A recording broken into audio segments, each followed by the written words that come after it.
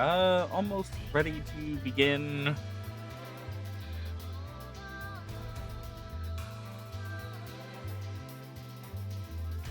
Almost ready. I think the main thing I've got to do is I just got to get the game on the screen. There.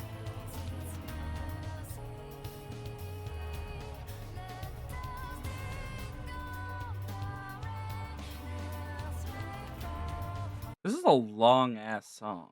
I've never noticed that. It's very long. Barely any of it plays in game. As we will see momentarily. Yeah, okay, that's where we are. So,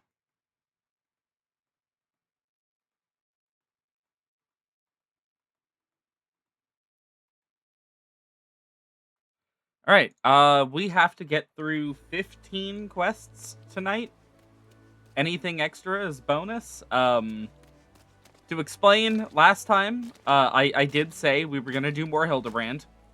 Unfortunately, as I was working on the nightmare that is the current the current step of the relic weapon grind, as I was attempting to work through it, um the current step is requiring me to do a bunch of dungeon runs. Um and Yes, okay, goodbye. Unfortunately, this one right here, obtain a sickle fang from Snowcloak. Snowcloak is the only post-A-Realm Reborn dungeon locked in behind the MSQ. The only one. We can't go there, even if we wanted to. So, I don't know, I just have to push forward the MSQ, I guess.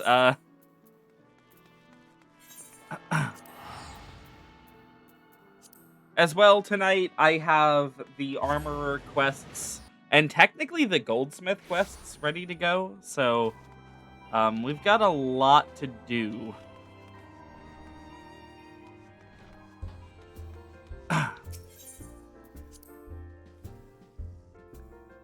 Oh, and at some point, I do need to squeeze in the guild tests. I'm like just now remembering that they exist, and we have not done them.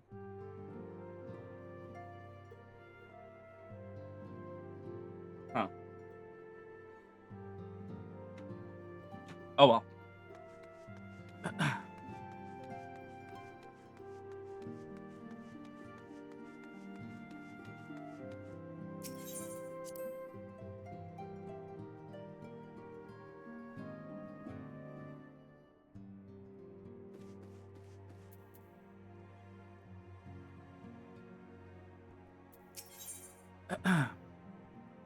Oh, some earrings I can turn in for company seals.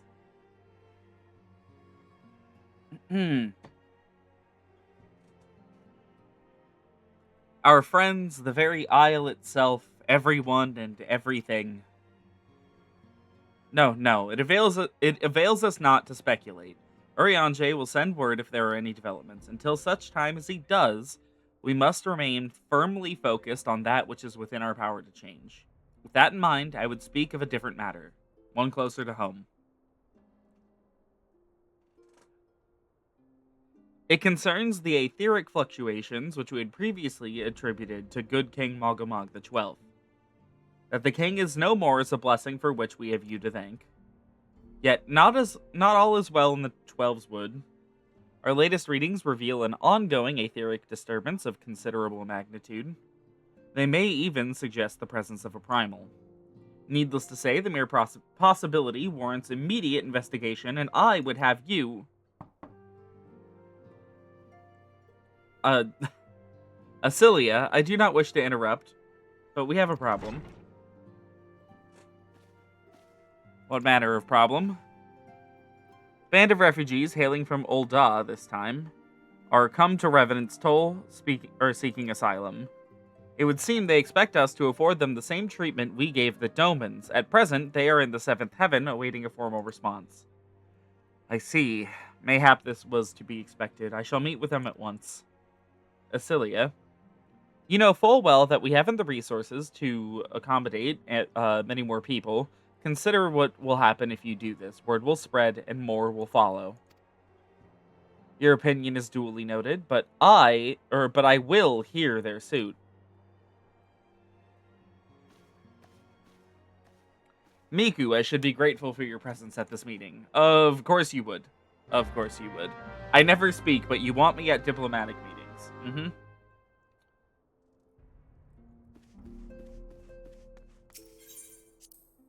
You know, I was really proud of myself for keeping the quest log just so clear this whole time. And now it's just filled with a bunch of crap that I cannot get rid of. I suppose I could finish up Labor of Love pretty quickly. Just require a couple of dungeon runs.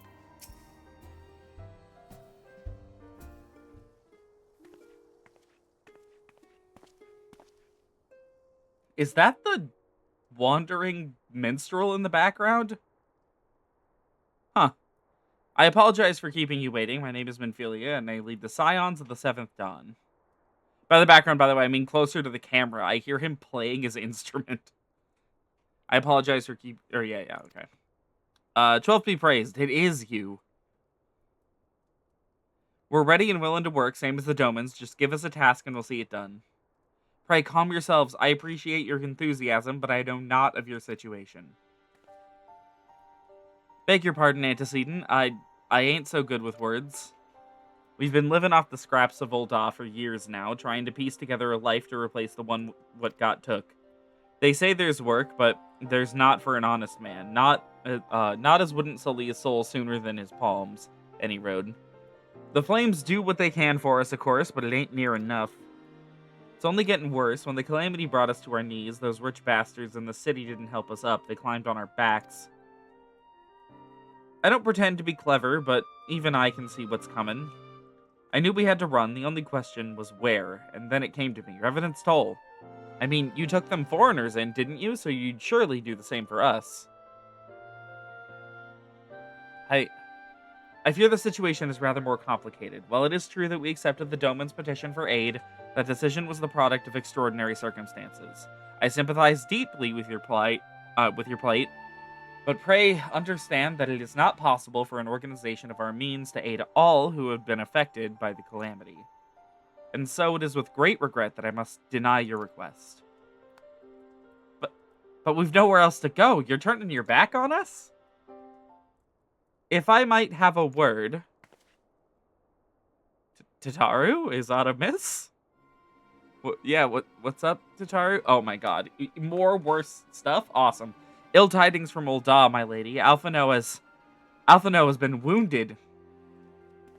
What? How? Is it serious? Cannot say for certain, but I fear it might be. According to the Flames, the refugees started a riot. They went wild, apparently, lashing out at any and everyone. That can't be. Why would they? They must have been provoked. The demonstration was meant to be peaceful. 7 hells, now the Blades have an excuse. They'll round us up and kill anyone who tries to resist. Antecedent, please. If you won't help us build a new life, at least help us keep the ones we got. My lady. We are not ones to stand idly by and watch innocents suffer. However, until we know more of the circumstances surrounding this riot, I am not certain what aid, if any, we can provide. If the authorities determine that the refugees attacked without provocation, then those responsible will have to answer for their actions. How can you be so blind? Find Alphino and quickly. If he is in danger, or worse, I would have you and none other by his side. Thank you. Pray, do not concern yourself with the matter we were discussing earlier. Ida and Papalimo will see to it. Alphino is being treated at the Hourglass. Hurry, Miku. I'm gonna be totally honest.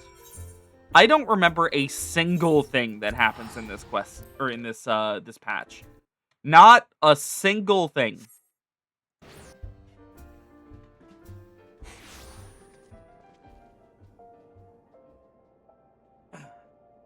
I remember the boss fight that we get, but I don't remember literally anything else.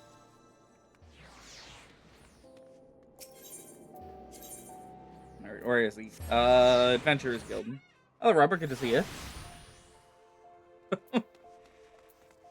I think it's just that this patch is, like, so unremarkable outside of the boss fight. Like,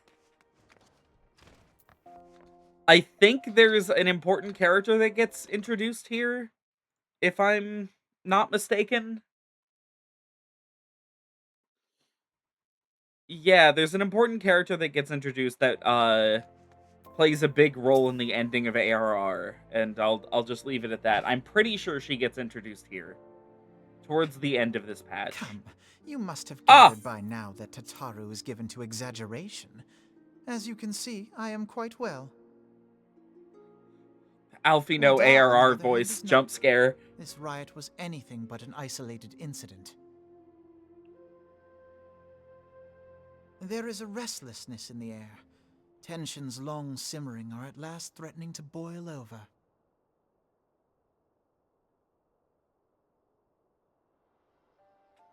Look, I'm grateful for any voice cutscene. Is a nation infamous for the great disparity between the wealthy and the poor. The majority of the populace accepts this state of affairs because they believe that every man bears responsibility for his own lot in life.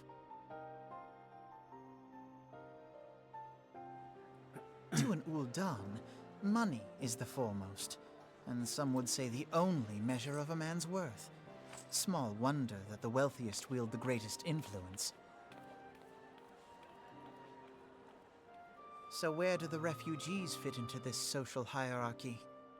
What place is there for those who fled Alamigo and the destruction of the Calamity? Plainly, there is none. They have no wealth, no power, and no worth. To the Ul'dan way of thinking, they may as well not exist. I've always found it strange that they went to Choosing to Ul'dah. ignore their existence, however, is patently not an option. General Reborn and the Sultana understand this, which is why they ordered the Immortal Flames to provide the refugees aid and succor. Yet none would dispute that the expenses incurred by this policy grow by the day, with no end in sight.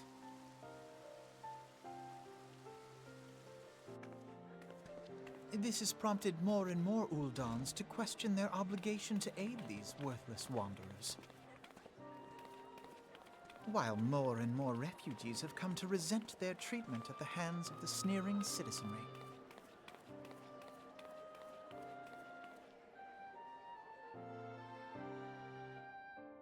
The manner of Lord Lolorito's refusal to grant the Dolmens asylum bespoke a disdain for all refugees, an attitude shared by the rest of the monetarists.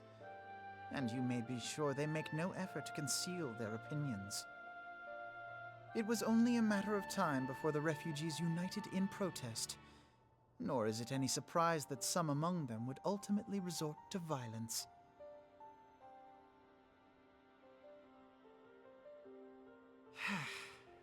That the Immortal Flames should choose this of all occasions to engage in joint training exercises with the other Grand Companies.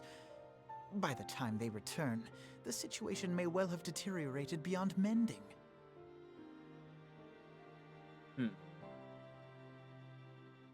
Yeah, I find it just, it's really odd to me that the refugees fled to Ul'dah specifically. Like, still, I just, because, like, you know, if we look at a general map of Eorzea, right? I don't know, is there a way? I know how to do it on controller. Yeah, okay. Alamigo is out here. This over here, this is Alamigo, I'm pretty sure. Yeah, it's in Garabania. It's literally this landmark right here. And the Alamigan refugees fled across the border, which is you know, showing my lore nerdism here. Balezar's Wall, right here, at the edge of the Black Shroud. They would have had to have passed through Gridania and gone down through Mordona and then ended up in Ul'dah, a place where they knew, like the cult. It seems like the culture. It's well known that the culture here is bad for poor people, right? So they came here, for some reason. When I feel like if they had just kept going and made it to Vilbrand and Lenosha here, it would have been fine. Like, I don't know. It's a plot beat that it's always like kind of confused me a little bit. As I've told you before, it was all but inevitable that an incident of this kind would eventually occur given the rising tensions within the Sultanate. Nevertheless, I have reason to believe that this particular riot may not have begun spontaneously. Have I piqued your curiosity? Good. Then you will accompany me to the Hall of Flames. I would hear what General Raban has to say upon the matter.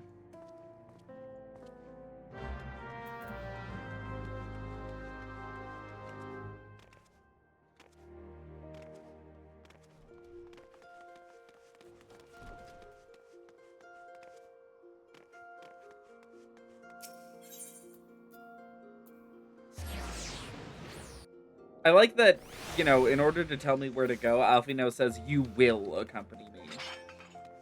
Like, I don't have a choice. He's made the decision for me.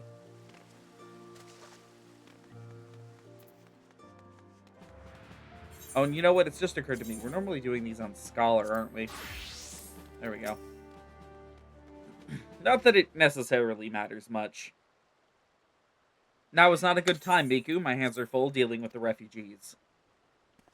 Precisely the matter we wish to discuss, General. Alfino, back on your feet already? You may credit my swift recovery to your chirurgeons. My memories of the riot are still somewhat muddled. I trust you managed to regain control of the situation. Not entirely. We secured the city soon enough, but not before the unrest had spread to the surrounding territories. Pockets of resistance remain throughout Thanalan.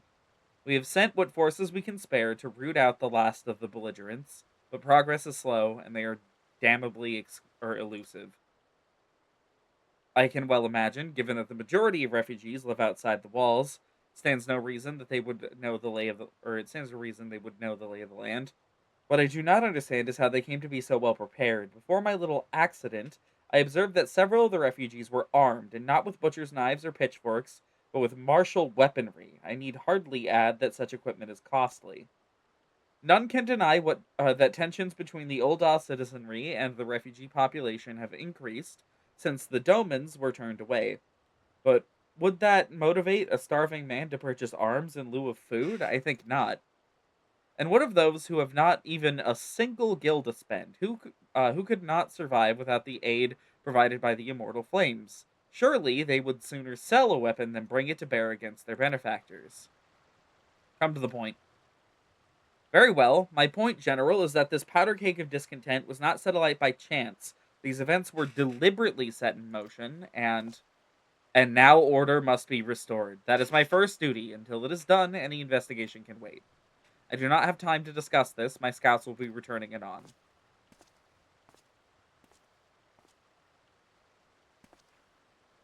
The general is no fool. He keeps his own counsel, and with good cause.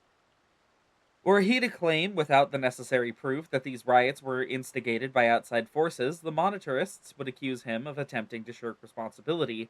After all, he and the Sultana have been the most outspoken proponents of refugee aid. Regardless, they will face harsh criticism in the days ahead. Our allies may stumble upon the truth in time, but I have far more faith in your abilities, Miku. Therefore, I propose we conduct our own investigation, independent of the authorities. To that end, I would have you make inquiries into the settlements suspected of harboring belligerents. Commander Swift will know which they are. He may balk at a request for such information, but I have no doubt that you can persuade him with your silver tongue. I, meanwhile, shall seek answers in my own way, after which we can regroup and share our findings. Well then, shall we? Yeah, okay, a lot of this, a little's coming back to me now. Because you have something to say, Miku, do you? What you ask is no simple favor. Were such information to fall into the wrong hands, the lives of countless soldiers would be at risk. Even so, there is wisdom in your words. An able individual may be better suited to the task than a regiment. Very well, the Brass Blades have reported suspicious activity in the vicinity of Lost Hope. May be unrelated to recent events, but we doubt it. I suggest you begin by speaking to the Blades posted there. Yeah, a good portion of this is spent dealing with, like, old migrant stuff.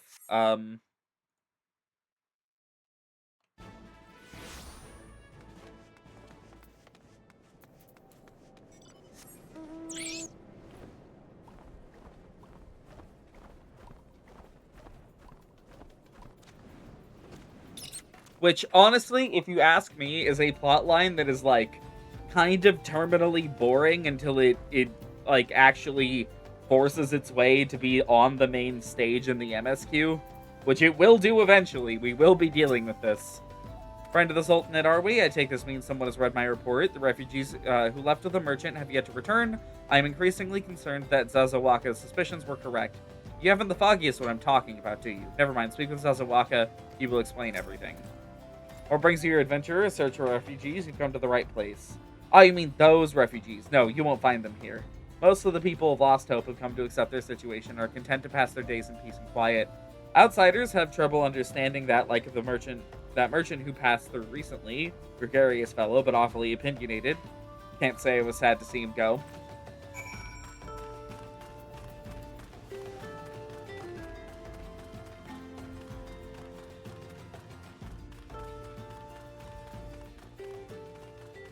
I actually didn't know there was a cave back here.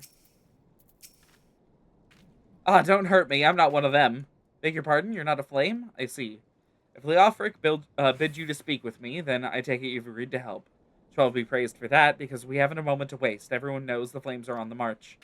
The others have fallen under that fanatic spell, but not I. Promises of revolution and retribution, of holding the ruling class to account and taking that which is owed, a childish fantasy. I did everything I could to dissuade the others from leaving, but few would heed my words. Now that one of our idealists has returned, however, the madness of the merchant's plan is plain for all to see. Look behind yonder tent, you will understand why. Even now he babbles incoherently, so traumatized is he by the bloodshed he witnessed. Try as I might, I can make little sense of his words beyond the fact that he was not alone in surviving, yet I doubt that the merchant will lead the remainder to their doom. I beg of you, find them before he does. What are you doing? Don't draw. Don't draw. Why didn't you run away with me? We could have escaped together. Then you'd be here with me, be here to soothe me. Why did you have to stay and leave me alone? Okay. Who are you? What do you want? Aye, it's true. I followed the merchant, and may the gods strike me down for my folly. What they will not give you, you must take, he said. When we asked how, he revealed the cache of weapons he had brought and implored us to seize control of our fates. I thought about running then and there, but the others were so excited. He split us into two groups and sent us off on our own. But then the flames found us. We didn't know what to do. Our leader tried to parley with theirs, but then they started arguing, then fighting, and then everyone was fighting, and then the flames were shouting to give no quarter, and oh god, it's the other group. They're still out there. If we don't stop them, they'll be massacred just like mine was.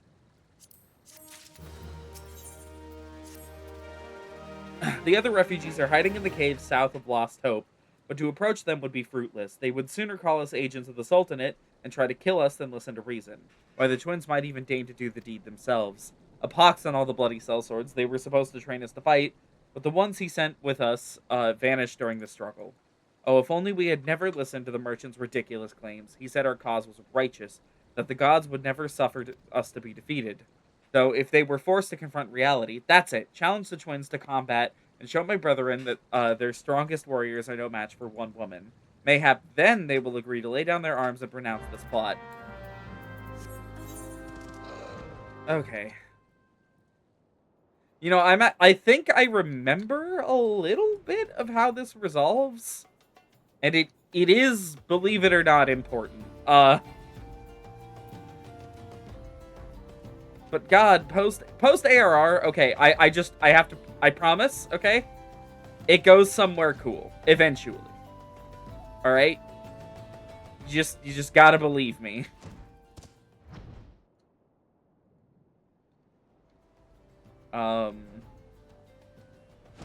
down here, maybe?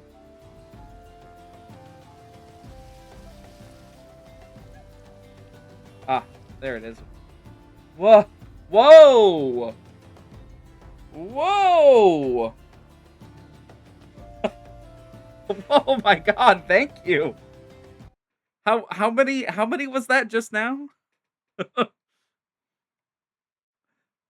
That was 5? Oh my god, thank you. Really, thank you. I don't actually I don't actually know what a hype train is, if I'm being honest. Twitch has so many weird features that I've never touched or seen before.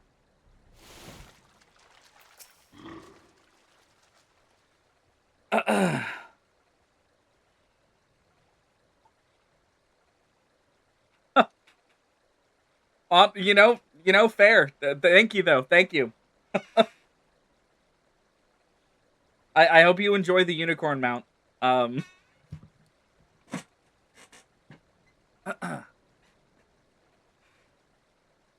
Seven Hells, they found us. Everyone grab your gear and make for the rendezvous point.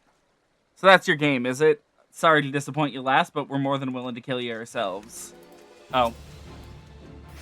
Okay,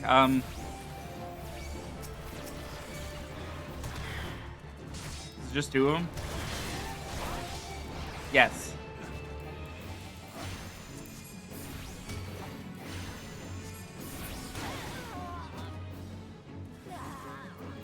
Oh. Now it's 3 of them. Oh. They might actually deal damage to me. I should have my Chocobo out for this, actually.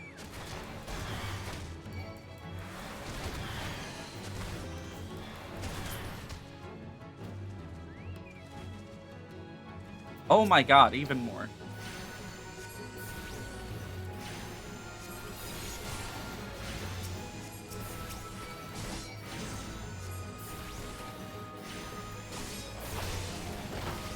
That Sentinel, holy shit, he used the tank cooldown.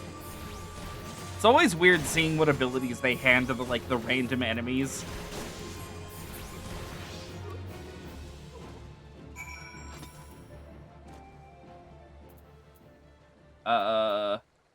You? Weird that the quest marker didn't pop up. You beat him like it was nothing. Thal almighty, what are we gonna do now? Okay. Reporting back to that guy and telling him I killed all of them. That's what he wanted me to do, right? Kill all of them?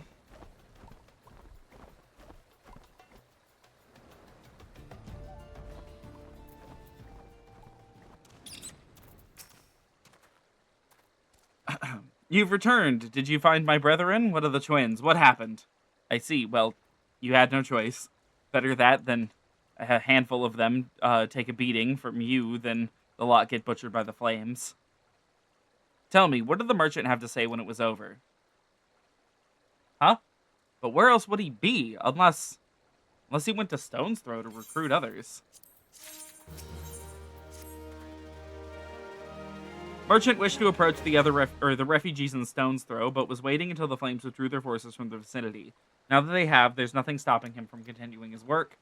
How many must perish in the pursuit of this futile cause? How much more suffering must we endure before it ends? Find him, convince him to cease this mad quest. He will surely lead us to ruin.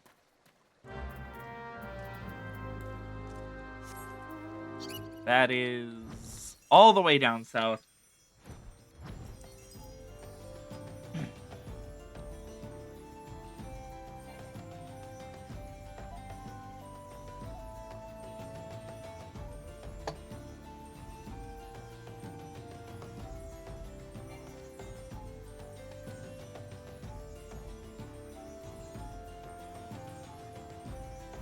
Very grateful for the random junk here that I'm just noticing is only 5 item levels below our current Bravura. I really hope that me working on this Bravura emphasizes to everyone who might be thinking of working on a relic weapon for a non-current expansion that it is for nothing other than the glam and the quest line. The actual weapon itself is really bad.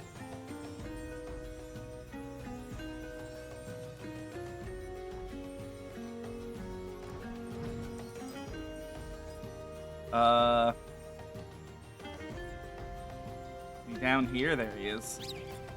Oh no, that's a child.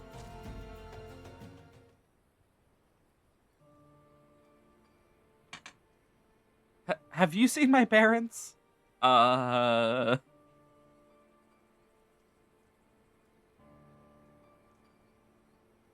told me to stay here with the others. They said they'd be back soon, but it's been days. They left with the man from Ul'dah. The man said they were going to change everything, make it so we could live inside the walls with everyone else. I liked it when he said that. I didn't like it when he talked about making the rich people pay. Everyone looked so angry, and I got scared. Say, miss, are you looking for someone? Yeah, the merchant. You mean the man who left with my parents? But I don't know where he...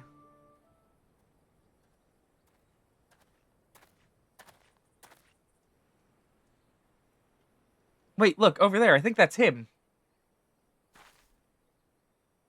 Well now, which of these gullible fools shall be my next victim? Me when I'm doing evil? Ooh, I wonder where I could do some evil today.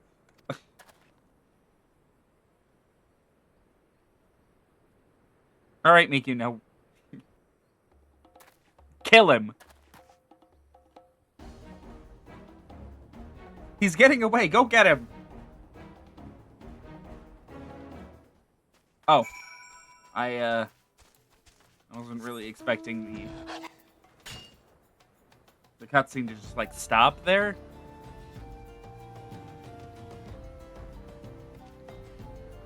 It's, like, super strange that they're making me do all this by myself, too. Normally they have a Scion stapled to me at all times. You again? Why are you pursuing me? Sedition, treason, revolution, that's preposterous.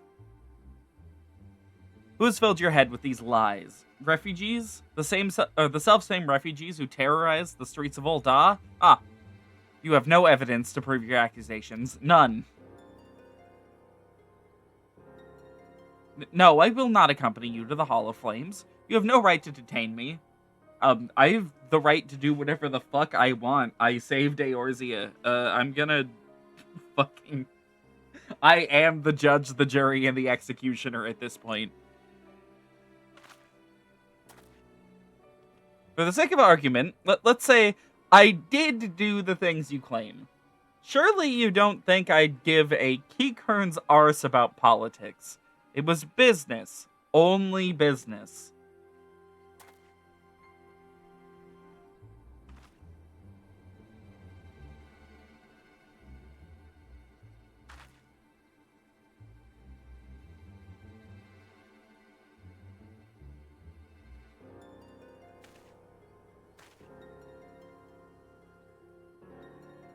We both know I'm not the one you want.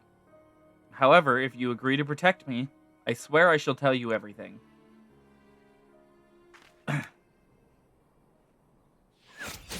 And he's dead.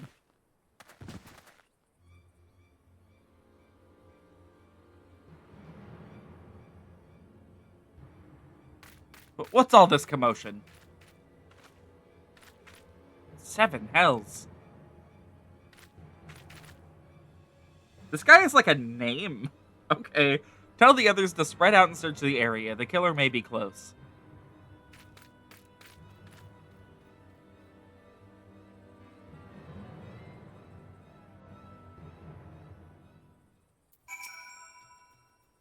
Hold, adventurer. I would know more about your relationship with the victim, as well as the events leading up to his death.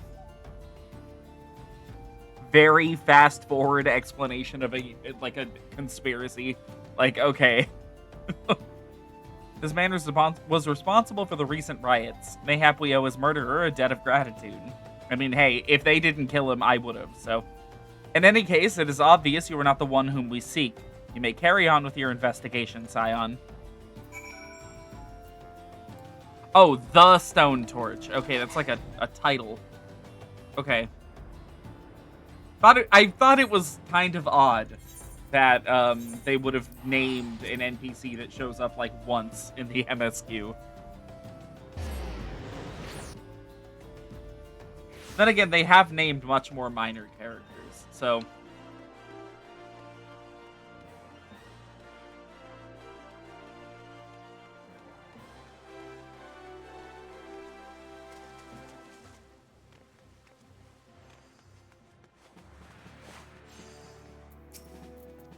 What news, Miku? Where is the merchant? Murdered? Damn it all to the seventh hell. He was not simply murdered, Miku. He was silenced. Too many knew his face, and he was ready to divulge his secrets. Do not despair, though. We may be closer to identifying the true orchestrator of these riots than you realize. The Flame General left word that you were to proceed to the Fragrant Chamber as soon as you return. He wishes to discuss your recent discoveries as well as the results of our own investigation. Master Alfino has already been informed and should be waiting for you outside. Pray, proceed to the Royal Promenade with all haste and speak with Bartholomew. Oh. Short-ass quest. That means that we're about to be put into an unbelievably long cutscene.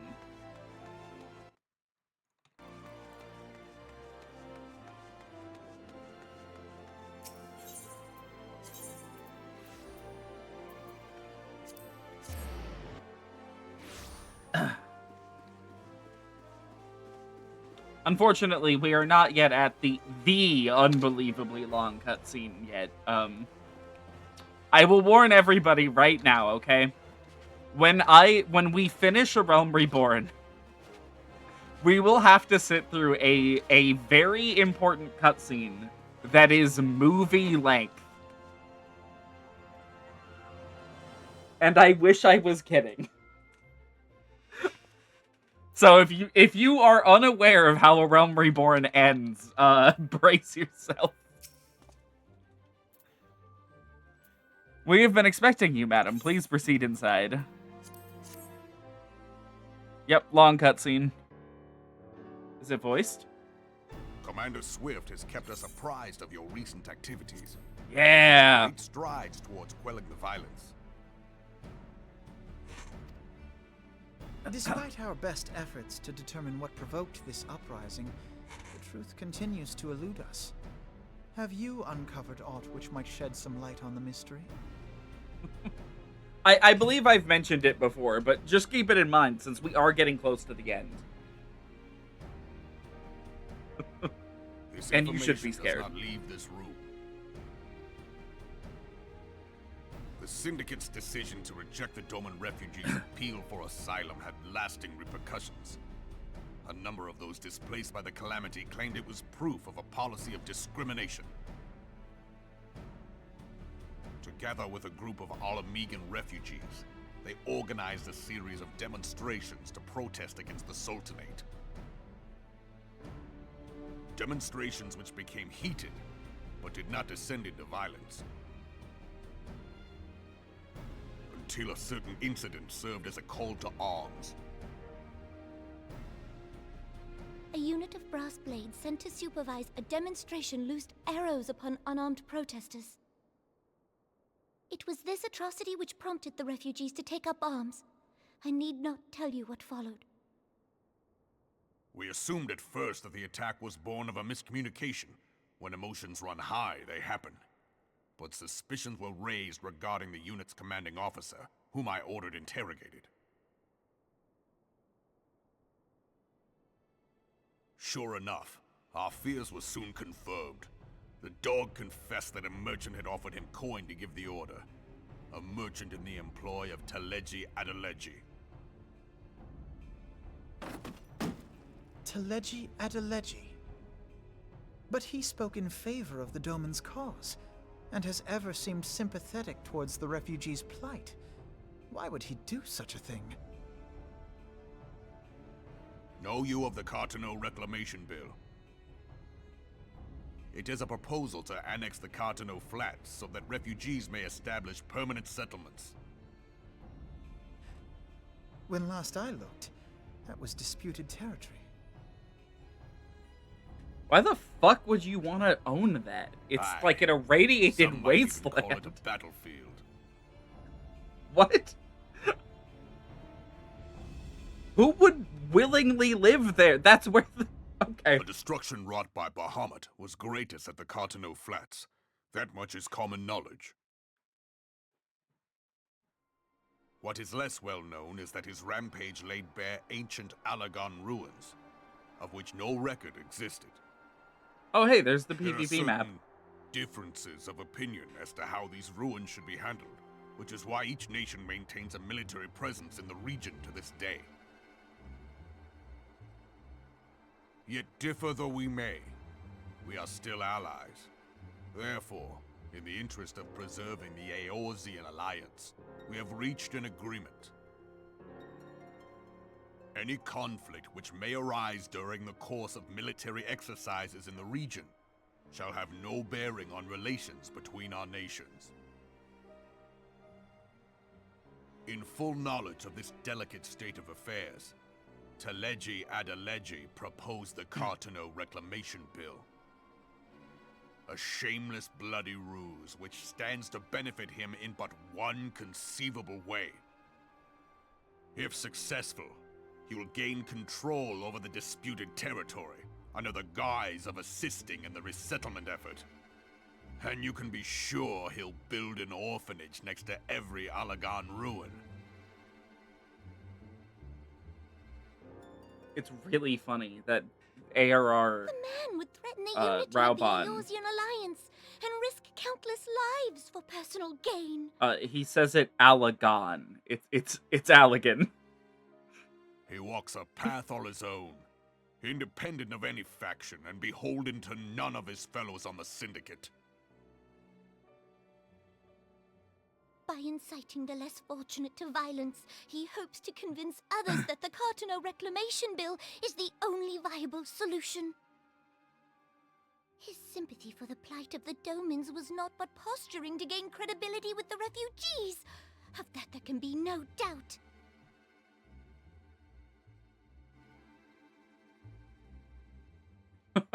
Forgive me, but funny that what you could think- possibly motivate Teleji Adeleji to go to such lengths? What is so special It's about really these funny ruins that he would risk his position on the That, Syndicate? that you think and, ARR most had a likely, voice director. Charges of treason against the Sultanate. They didn't have time for that. Omega. Pardon?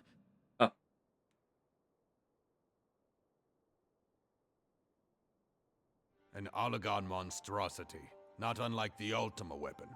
Mayhap larger, we know not. It has yet to be fully excavated. Oh, you're excavating Alagon it right now? inscriptions indicate that it was created to fell Bahamut himself. Don't. In fact, bury it accurate, more. It might explain why Nail Van Darnus chose to bring the Red Moon down upon the Cartano Flats. Given the ends he went to ensure Eorzea's annihilation, destroying the one weapon which could stay the Elder Primal may well have seemed like good sense. When first I bore witness to the power of the Ultima weapon, I doubted the evidence of my senses. And now you tell me there is another such weapon. One which could contend with Bahamut. Bahamut! Aye, we were skeptical ourselves. Truth be told, until the Ultima weapon's existence came to light, we thought the inscription had been mistranslated.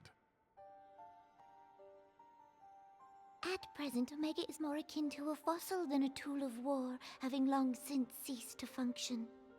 As such, its true potential cannot accurately be gauged. However, if someone were to restore it, as the Garleans did the Ultima weapon, I have little doubt that he would wield untold power. Power enough to subjugate Uldar like as not, and the rest of Eorzea besides. which is doubtless why Teleji Adeleji yearns to have it. That he should aspire to world domination. He who has ever walked 2 paces behind Lord Lolorito in matters of commerce. 'Tis in acknowledgement of his own limitations that he seeks this power. Woe betide us all should we allow him to have it.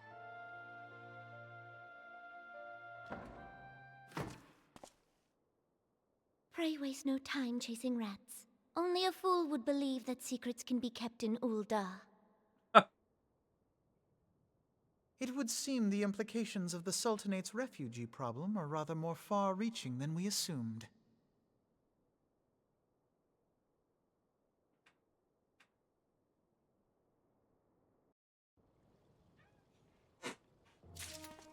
Oh, okay.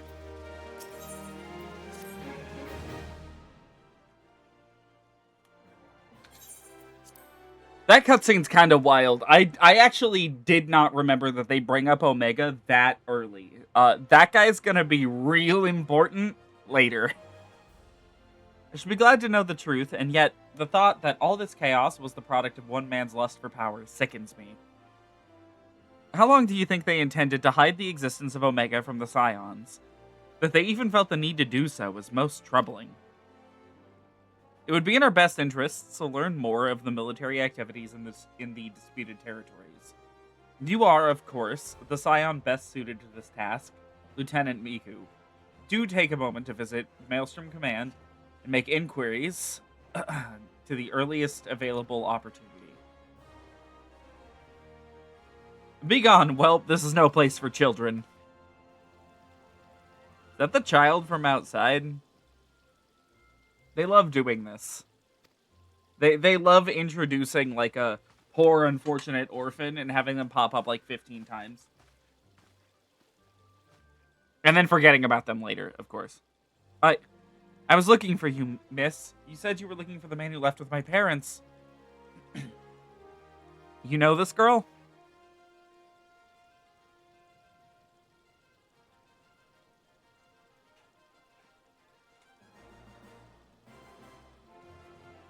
I'm sorry, hold on.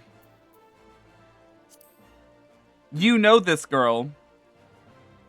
Oh, he, as in the merchant. Okay, I was like, what? Is that a typo in the game after over 10 years? No, referring to the merchant. Okay. So he visited Stone's Throw as well, I see. Did you find the man? Were my parents with him? They were not, I'm afraid. However, I can think of several places they might be. If you like, we can go and look for them together. Really, you'll help me look, mister.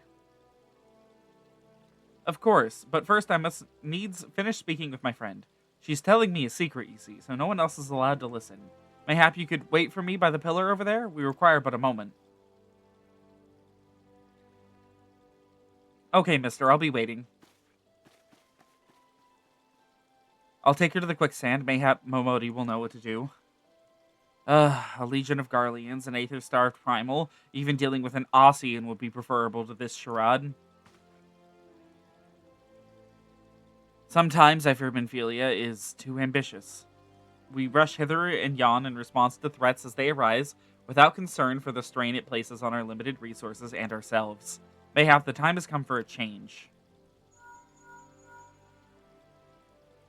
Miku, this is Minfilia. I know this is sudden, but I must ask you to return to Revenant's Toll with all due haste. The situation in the 12's Wood has taken a turn for the worse. I will explain in detail once you arrive.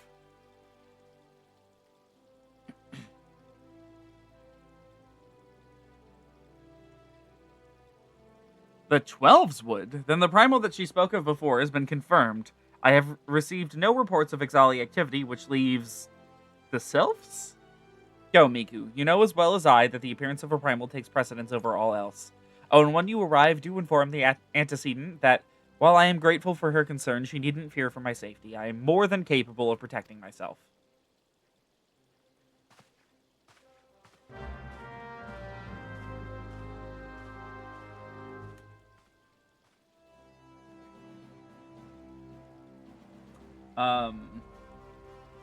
Okay. This block of cutscenes strikes me as maybe a bit rushed. If only because the game keeps glitching out in between, like, loading stuff.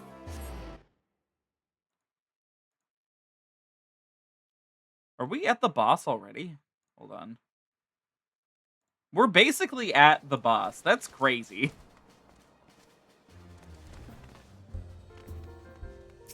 Maybe this patch is shorter than I remember. Or I guess shorter than I assume, because I really don't remember this one. I remember the next one, and I remember the one after it, because we start getting some major shit going down in those ones.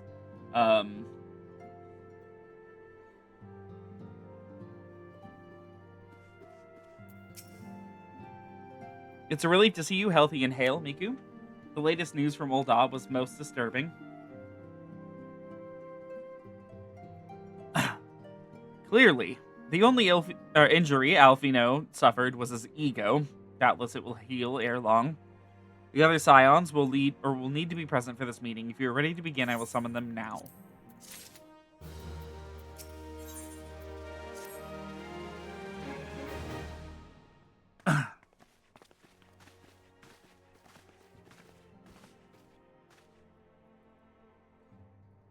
Thank you for responding to my call with such haste.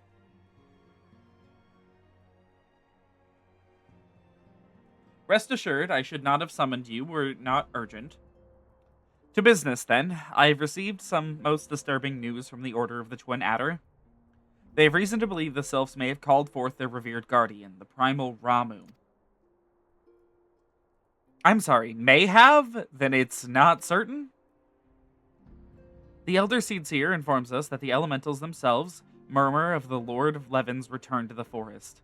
The Sylphlands, however, display no signs of undue commotion. Forgive me, antecedent, but that fact need not contradict the elemental's testimony. Unlike his more bellicose compeers, Garuda and so on, Ramu is reputed to act only in the defense of his children. I imagine he would soon make his presence known if any were foolish enough to directly endanger the Sylphs or their territory. The abruptness of this development concerns me. Were we not keeping a close watch on the touched ones and their movements? If preparations for a summoning ritual were indeed underway, it would surely not have escaped your notice. Oh, it didn't. I was pretty sure it was going to happen, just not this soon. I beg your pardon, you foresaw this eventuality and did not to prevent it? I told Papa Limo, I suppose I could have reported things to Benphilia earlier, but there honestly wasn't much we could do except wait and see. You know how the Sylphs feel about people poking around in their territory. They already summoned Ramu once right after the calamity, but that was because the Garleans came tramping through the forest. And so long as Castrum Orient stands, the Sylphs cannot be blamed for wishing to have their guardian deity on hand. In short, Ida and I are in agreement. The actions of the forest folk were inevitable and unavoidable. And I maintain that observation would have remained the best policy had it not been for the sudden influx of strangers into the Black Shroud that, alas, we did not foresee. By all accounts, the recent violence in Ul'dah drove a number of refugees to seek safety under the concealing canopy of the trees. 'Tis like that the Sylphs perceived this panic migration as yet another invasion and quickened their efforts to summon their god. I am put in the mind of Titan and the kobolds. Once again, it is the affairs of men which have paved way for a primal's coming. Indeed, one cannot help but wonder what manner of place Eorzea would be without the civilizing influence of mankind. Be that as it may, this regrettable development does afford us a unique opportunity. Miku, through your dealings with the Sylphs of Little Solace, you once succeeded in preventing an untimely conflict with Gridania. I wonder, might one who has treated with the Sylphs so fruitfully in the past not achieve similar success with their patron deity? If Ramu can be convinced of our intentions, it may be the first step to breaking the cycle of primal summoning. A fond hope? Were such a thing possible, we would not have been at war with the Beastmen since time immemorial. But maybe this time we can... Let us continue this discussion anon. We must needs first consult with the nation most affected by Ramu's presence. The other Seedseer has requested your personal involvement, Miku. Of course she has.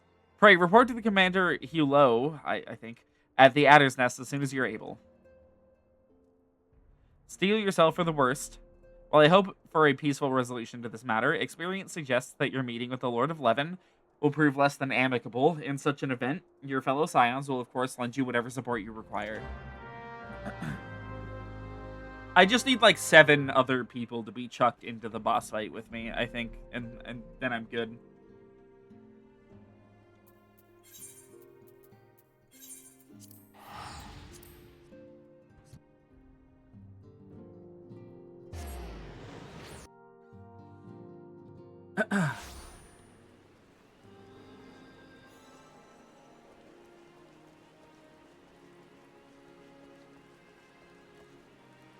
You know, it's kind of wild, like, how just suddenly the ARR patches, like, turn.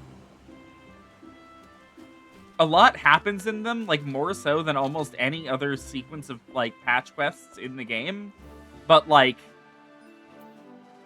it's because they're so scatterbrained. Miku of the Scions, your arrival has been most anticipated. The appearance of a primal is ever the cause for alarm and unease. Though my men stand ready for any eventuality, I know of none more qualified than you to snuff out this threat. Indeed, I would have you do so without further delay. The Elder Seeds here, however, would speak with you first. She is of the opinion that your diplomatic, rather than martial, skills may better serve our cause. I will leave further explanation to our learned leader. Pray, make your way to Nafika's altar. The Conjurer, in attendance, will admit you to the Lotus Stand.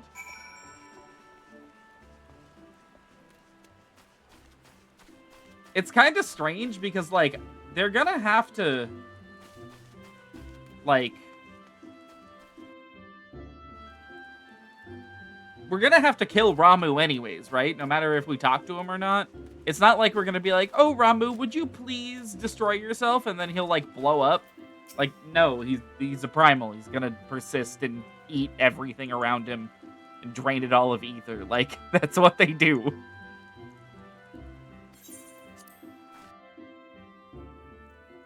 Oh, there's more people here than I thought there would be.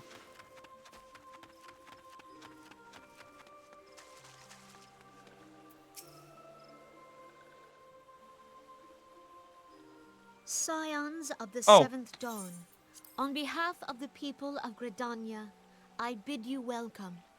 Your presence is of great comfort to us all in these days of uncertainty.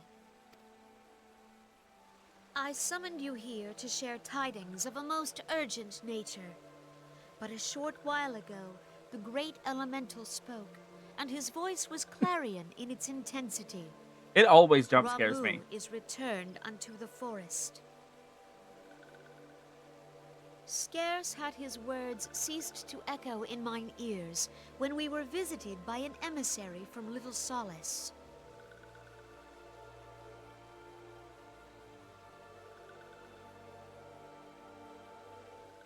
Our guest informs us that the Sylphs too have Not sensed gonna voice the act them? presence of the Lord of Levin.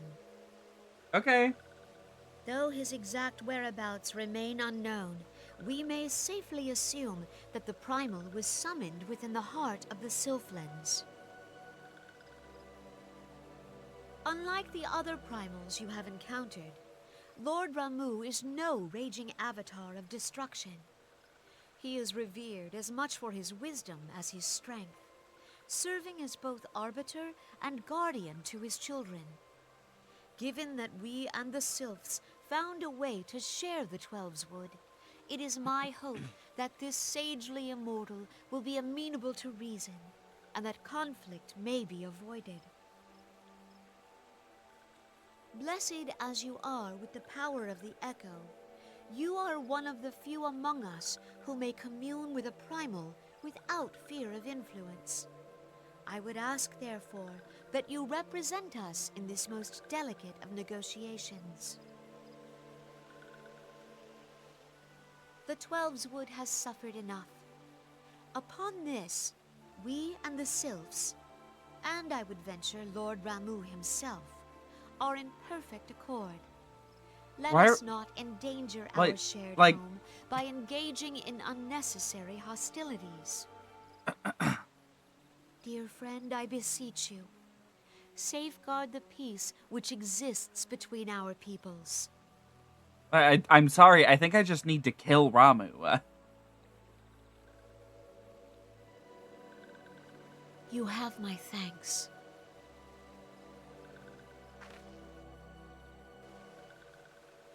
Pray make for little solace, then.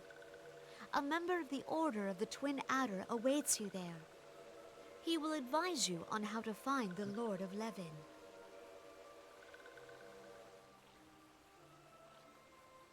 An ill wind blows through the forest. Yet, it is not only the Twelve's Wood that flinches at its coming.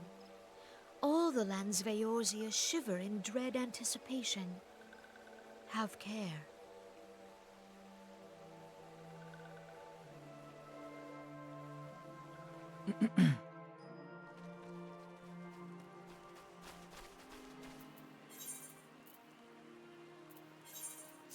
Oh boy, we get to go back to Little Solace. Yay!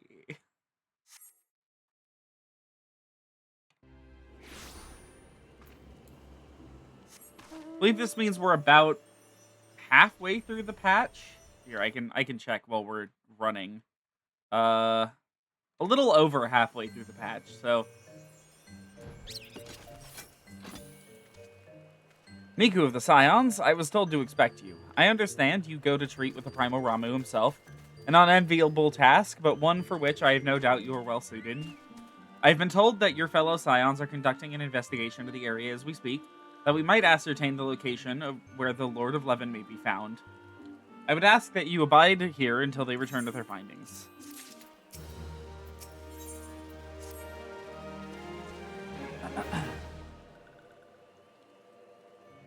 I was told that a messenger would be sent as soon as your fellow Scions finish their investigation. I do not imagine it will be much longer. Hello. This one returns, and returns with good tidings. Wise ones have finished searching, and have wisely identified the precise location where the Touched Ones summoned Lord Ramu. Just can't help but notice the Sylphs want to talk now that there's no need for voice acting. Okay, cool. Your timing is impeccable, my fluttery friend.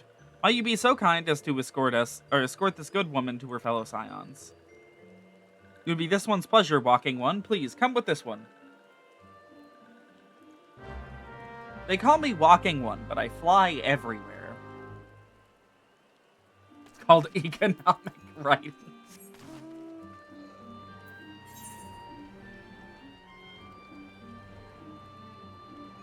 God, if there was ever a game that knew how to do economic writing, it's this one, okay?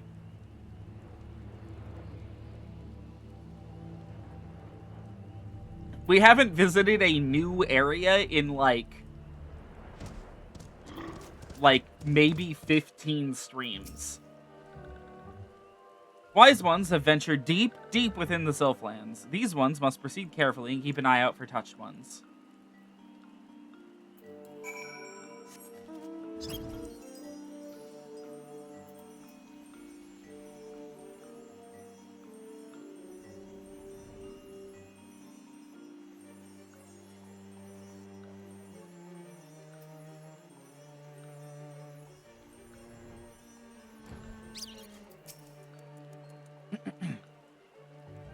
This one is most sorry, but this one can go no further. Draw too close to Lord Ramu, and this one may turn mean and nasty like Touched Ones. And so this one must say farewell for now. Walking One will find Wise Ones not far from here. Go in safely, Walking One.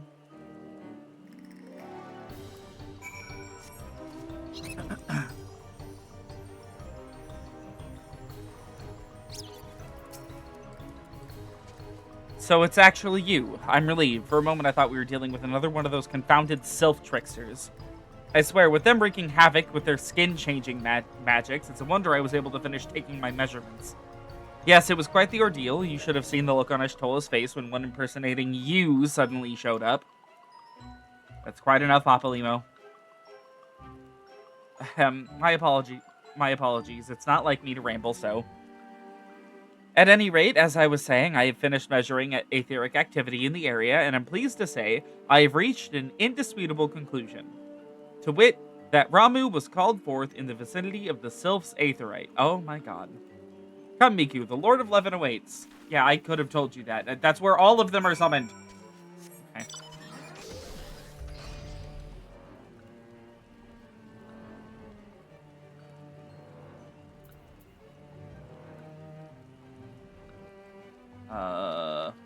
Oh. Just triggers a cutscene the second I get close.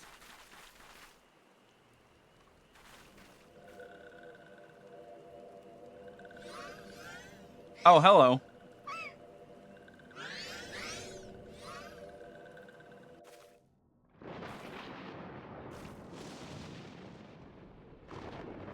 Thine order betrays thee, servant of hiding.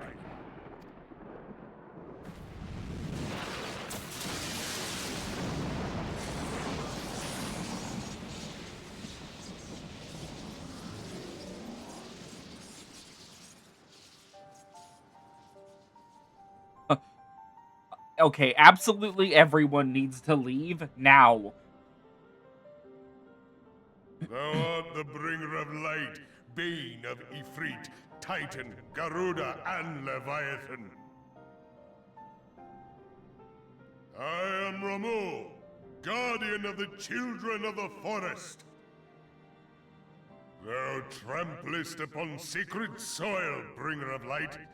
By what right doth man intrude in this sanctuary of the sylphs?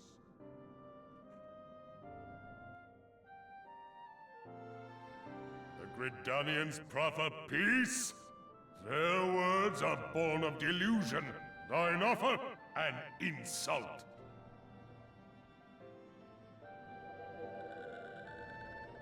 Thou speakest of harmony, yet carest not for my children's desires. They did but wish to dwell beneath these boughs in solitude. Yet even that was too much to ask of man. Thus did they turn to me for succor. The sentence I pronounce upon thy kind is just. Okay. Gridanian or Garlean, it matters not. The good intent of one excuseth not the misdeeds of the other. Thy conflict hath brought naught but anguish and misery unto the forest. All blame doth lie with the darkness that resideth in the breast of man.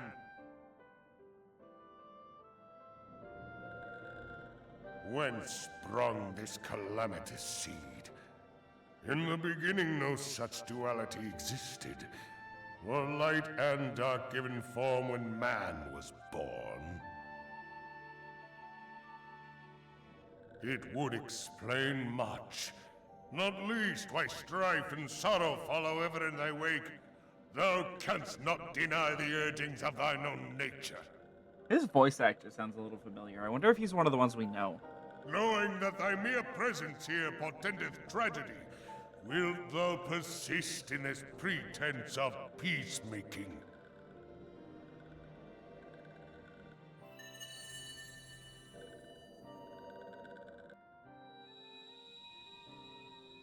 Thou bearest the crystal which I bestowed Neil upon Kaplan. thy wayward charges.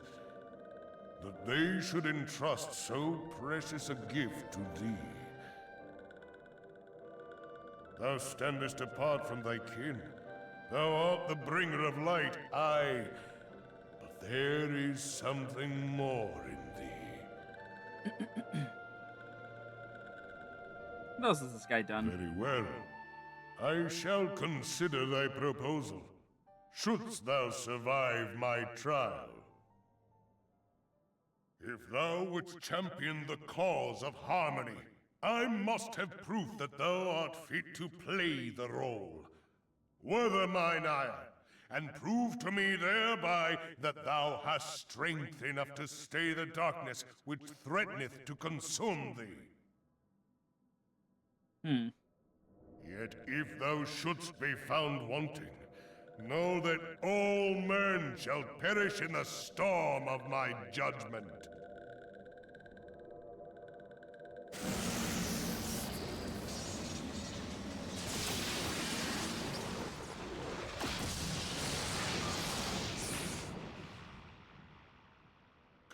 to me, bringer of light. I shall await thee on the field of battle.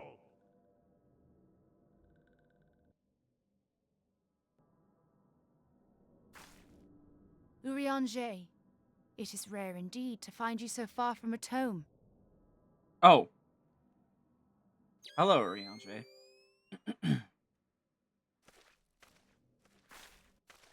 The Lord of Levin himself.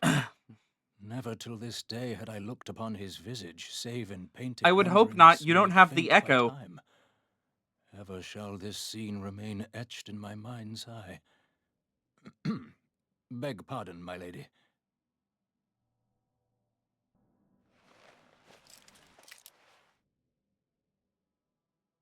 I must beg thine aid on a point of research.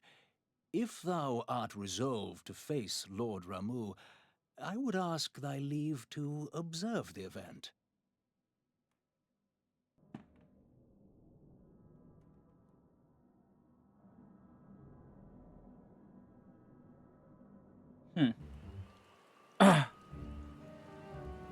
So I looked at basically every voice role this guy has ever had, and it's nothing I necessarily would recognize. He's just around in a lot of like anime dubs and stuff like that.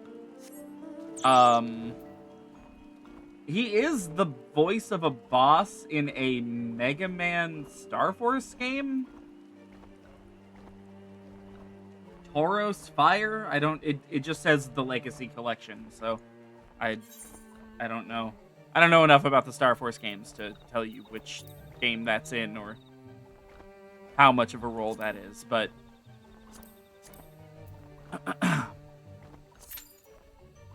okay, let's start the armor quests.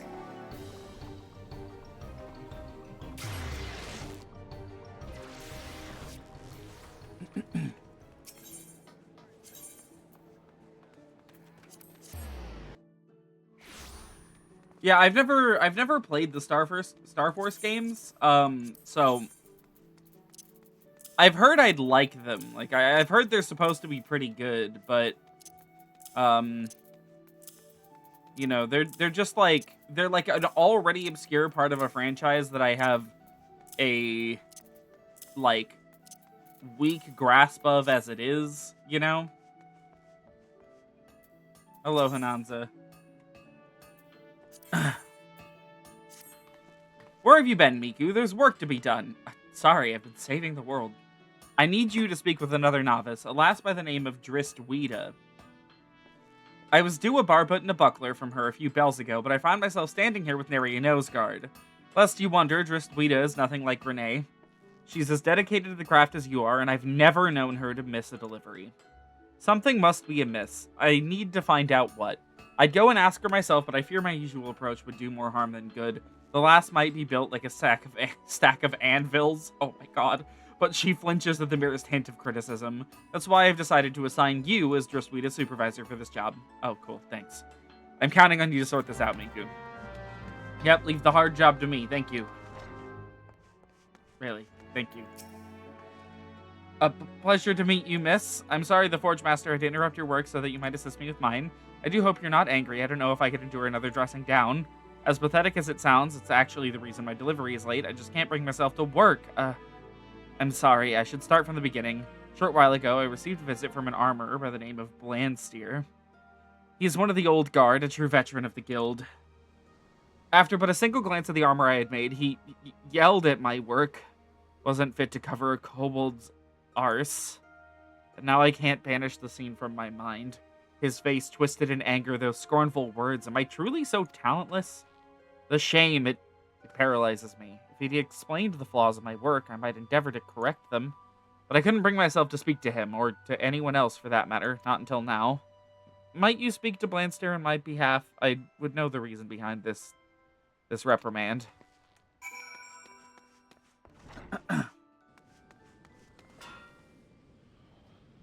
X and Zero's voices were in Super Mario Man R. Oh.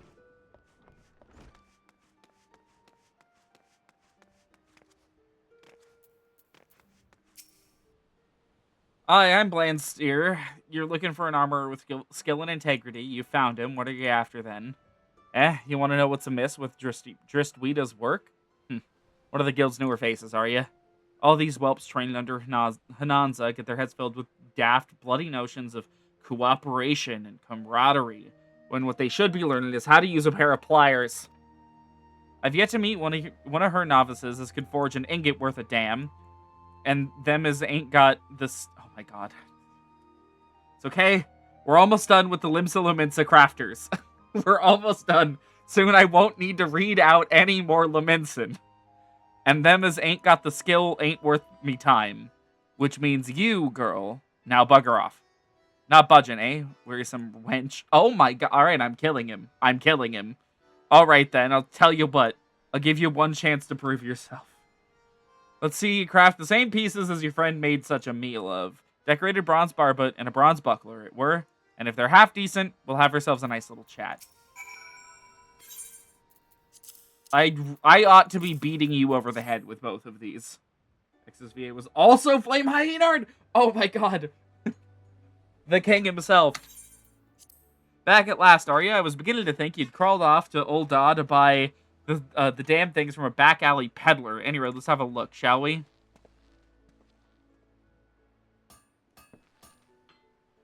They have the same guy both underacting and overacting. It's so good. Bugger me, are you sure you made these yourself? Nope. Huh. At least one of Hananza's whelps knows the difference twixt a hammer and a sledge. Builder, take me. You've some talent, lass. I didn't make these. This barbet well shows the character of your work, precise and uncompromising as it should be. You've realized that forging a helm ain't a matter of slapping a few molded sheets of bronze together. Nice.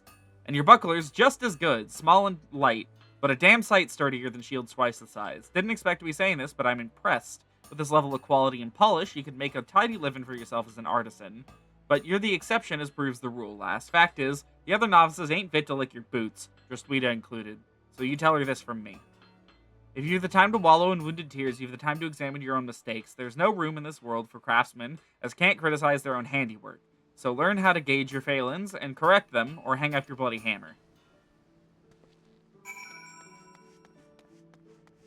Yeah, okay, I remember this questline now. Because they make you walk to that guy a lot.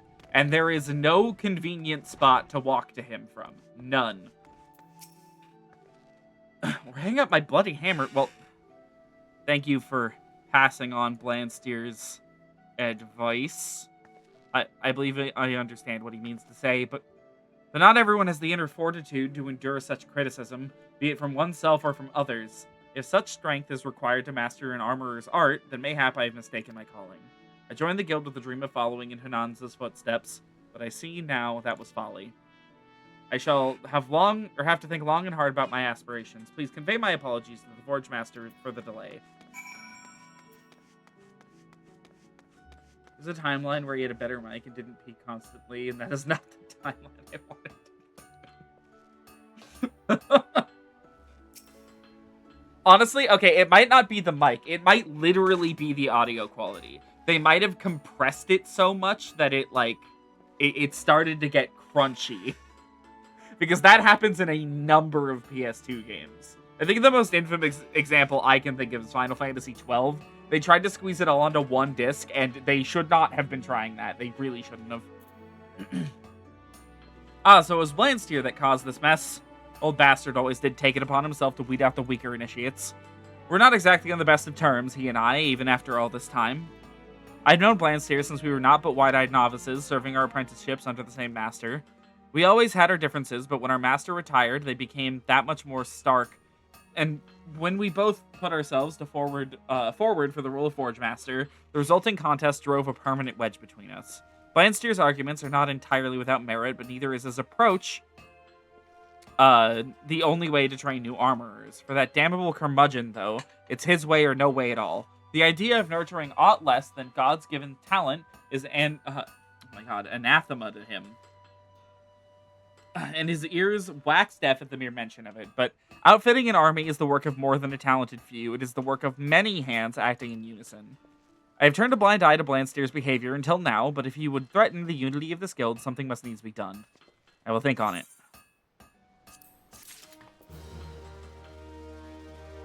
FF14 PS2 port when? It was on PS3, barely.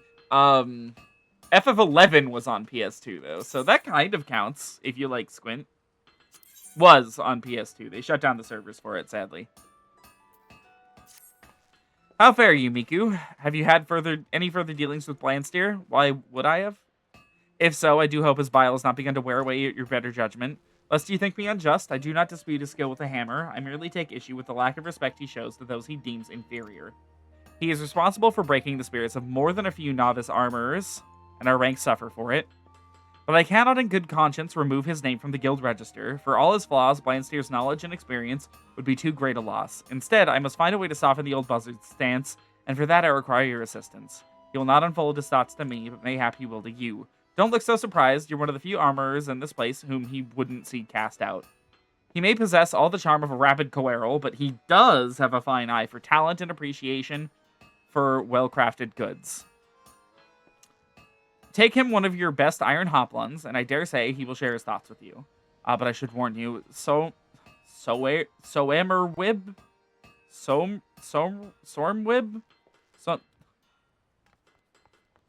Wib has informed me that we scarcely have sufficient iron plate to cover our existing commissions, so you have to look elsewhere. Hawker's Alley must certainly have what you need, or there is always the option of mining it yourself. Either way, I apologize for putting you in additional trouble. One last thing, I want you to meld materia into the finished shield. That should get the old sod's attention.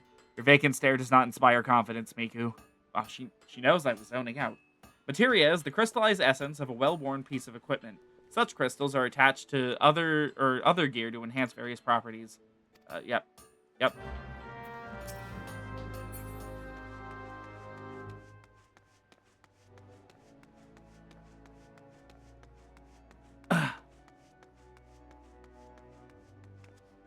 I do not need the 8th tutorial about where to learn to meld materia. What do you want? Hanansa, if you're running errands again? And then I throw it at his face, and then I hit him really hard with it, and then I knock him over the edge and kill him. What's this? Brought me a shield, have ya? With materia? Impressive, but I don't imagine a bit of materia is enough to make up for shoddy workmanship. I ain't the kind to be blinded by sparklies, lass, and let's have a closer look.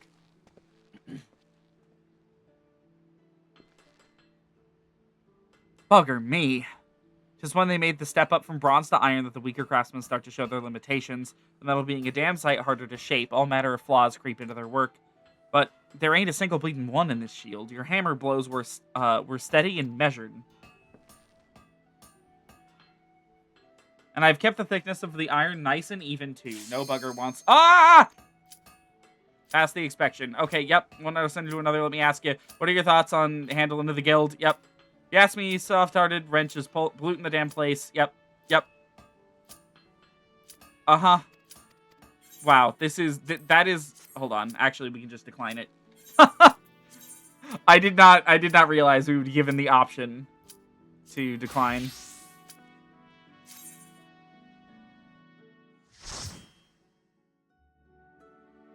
GBA or DS?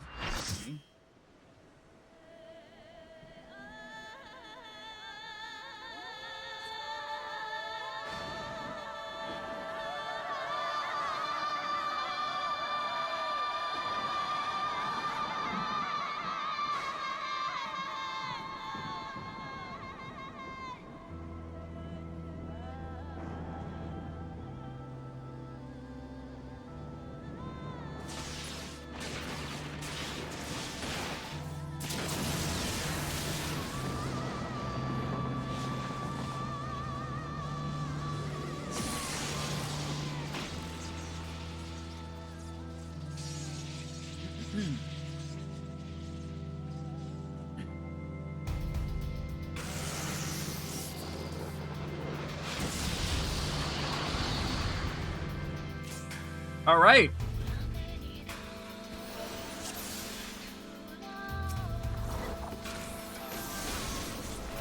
Oh, I don't have AS out. All right, Ramu is our first boss that's actually kind of a bit tricky.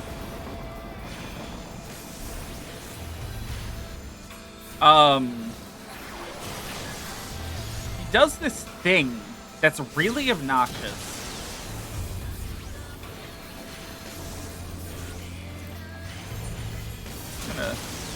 put this down here. Okay, so Chaotic Strike terrors an individual player and makes it so they can't move until they're zapped with lightning. This can disable a person for like a while if people aren't paying attention to it. I'm gonna try my best to pay attention to it. It's not like, you know, game ending or anything, you know. It's not like something that's gonna be, you know, super deadly, but it is extremely annoying to the player that has it happen to them.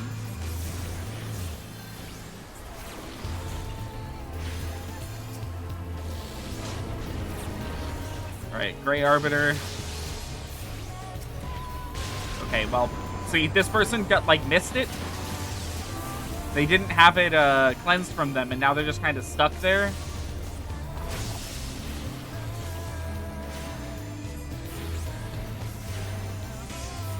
Ramu also has, like, a real ad phase, and he actually deals damage. Shocker, I know. Generally speaking, the further you get into a patch cycle, the harder content's gonna get. Oh, me. It's me.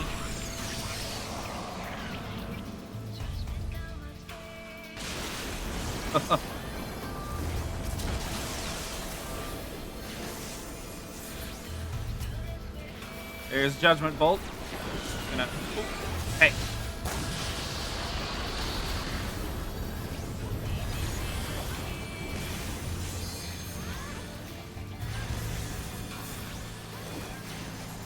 You know, so like where Leviathan felt like nothing happened in Leviathan, Ramu's like an actual boss fight that we have to pay attention to some degree.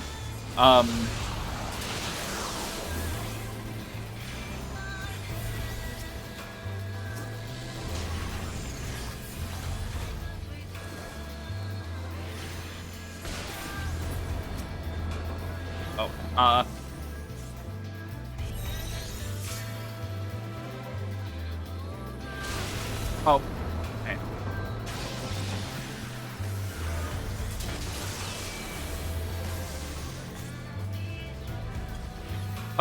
Don't mind me just instructing everyone on how to do something.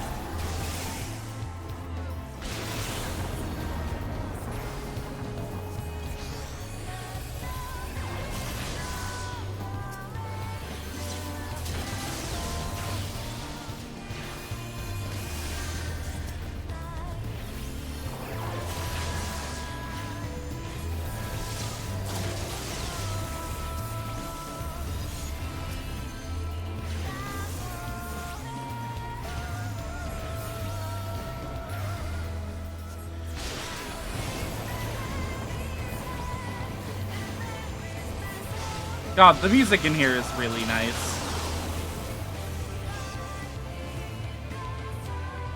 Ah, I'm getting targeted again.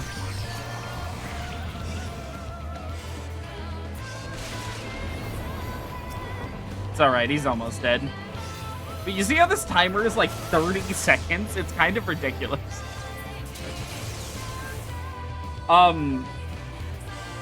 Look into the SMT games on DS, maybe. The Devil Survivors and Strange Journey, maybe they were the ones that did that?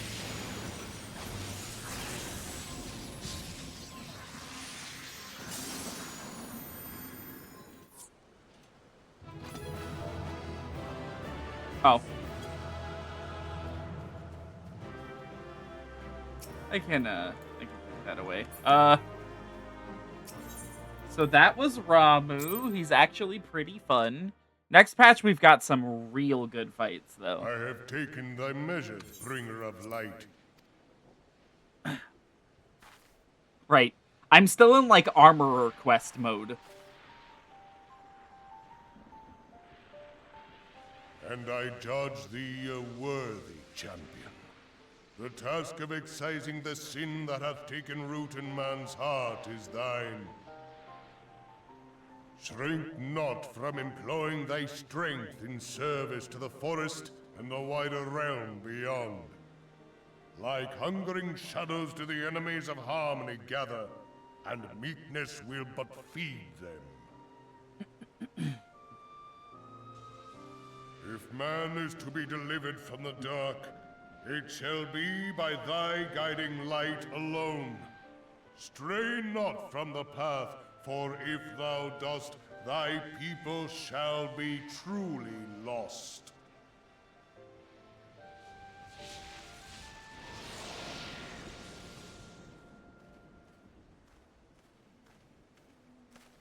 Thou hast slain the Lord of Levin.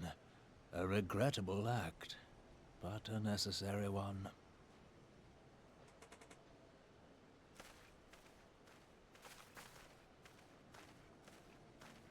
In witnessing thy struggle, a truth hath been revealed unto me. If I mistake not, it may yet prove a chink in the eternal armor of the Ascians. But let us conclude our present business. I shall expound upon my findings at the Rising Stones anon.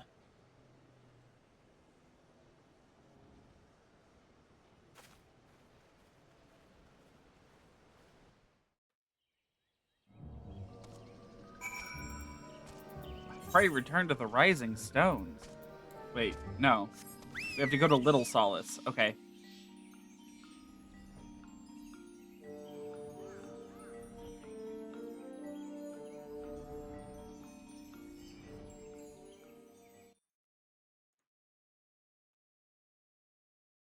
To get through 6 more quests tonight in the next 40-ish minutes, so we're making good time.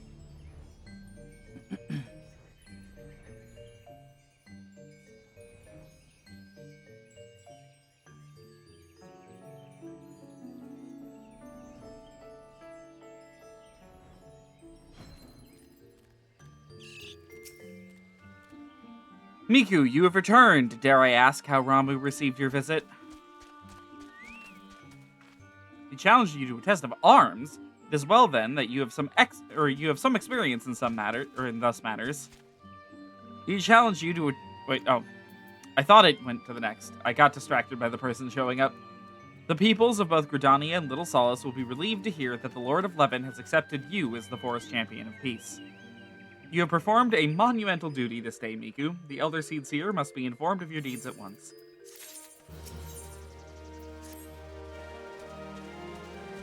Pray return to Gridania. Make directly for the Lotus Stand. The Conjurer at Nauthica's altar will be expecting you.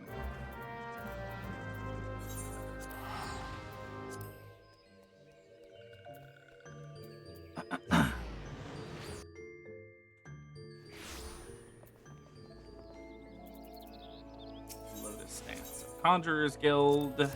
Yep, okay.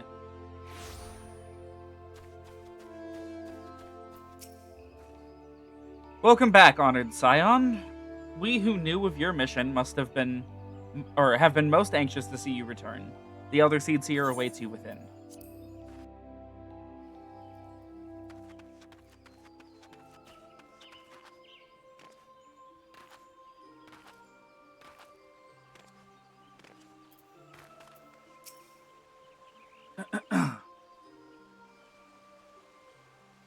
You are returned to us, dear friend, and none the worse for bearing the heavy burden which I did press upon you. Most glad am I of this. I am informed that your efforts to negotiate a peace with Lord Ramu ended in conflict. Pray tell me, what befell?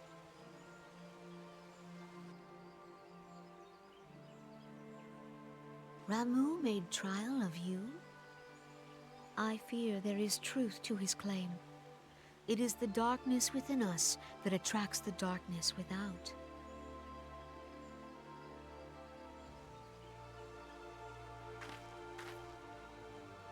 It cannot be denied that misfortune follows man.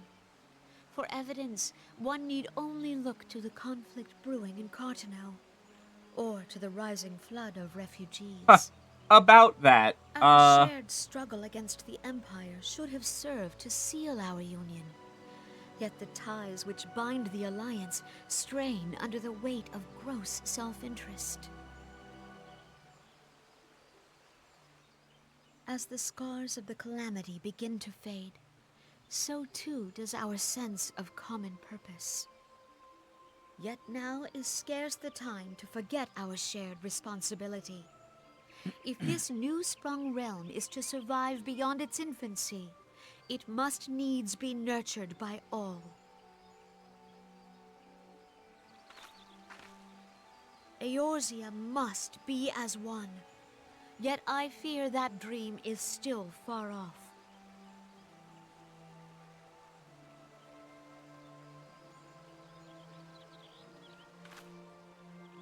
On behalf of the people of Gridania and the elementals both, I thank you for all that you and your fellow scions have done. Full oft have I been compelled to look to you for aid of late, and offered all too little in return.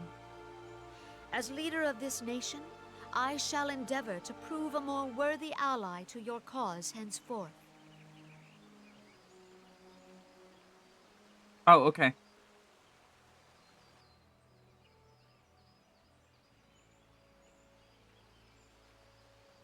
Lord Ramu has departed, yet the keening of this ill wind grows no less insistent. Voices of the forest, pray speak and I shall listen. What unseen evil begets this unease in my heart?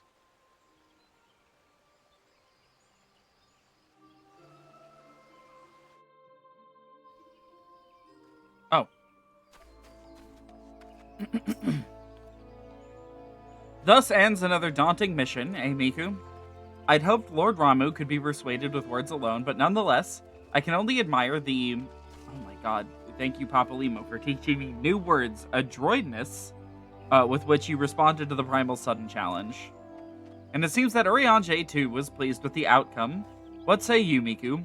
Shall we gather back at the Rising Stones and ponder the lessons of the day?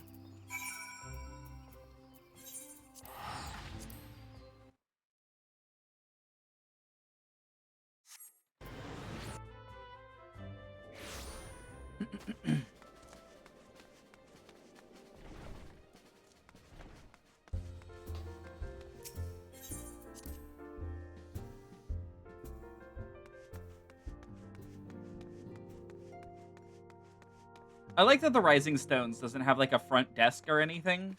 Our receptionist just kind of, like, sits here and talks. Like, at a table. Like, if you stumbled in here needing to talk to a Scion, like... I don't know that you would be able to find one immediately. Welcome back, Miku. Word of your momentous encounter with Lord Ramu precedes you. I would fain share news of mine own, but Urianger's discoveries must take precedence.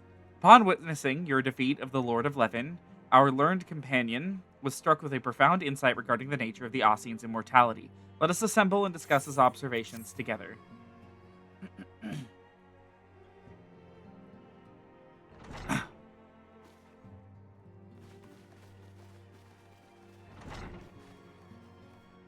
If everyone is ready, let us begin. 3 in a row. Wow, okay. Urianger, the floor is yours.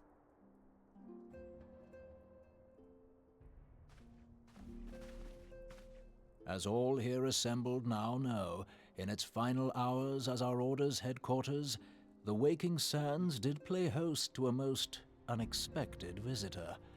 I speak of the Ascian clad in white, Elidibus.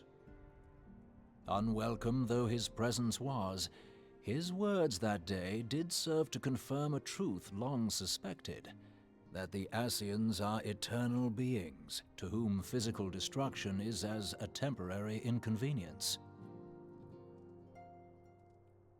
In the intervening time, Urianger and I have striven to discover a means by which the Ascians might more permanently be slain.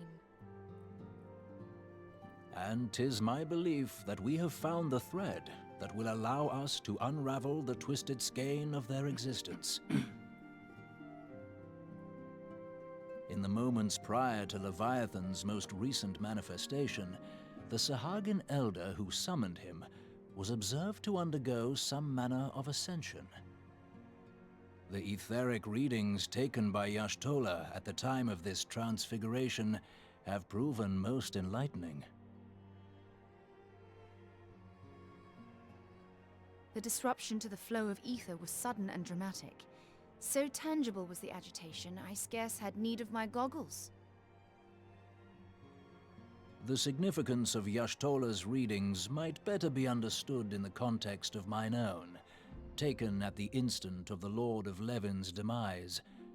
Unlike the Primal, the Sahagin was not subject to etheric dissipation. Before discussing our new discoveries, it may benefit us all to recall what we know of etheric behavior.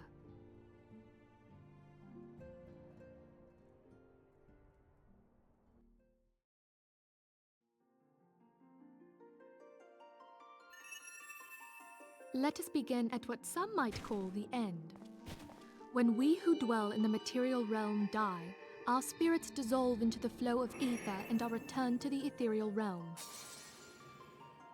Oh wow, they're In kind of turn, wrong about this. The restless energy which suffuses that plane streams back into our world, giving rise to new life.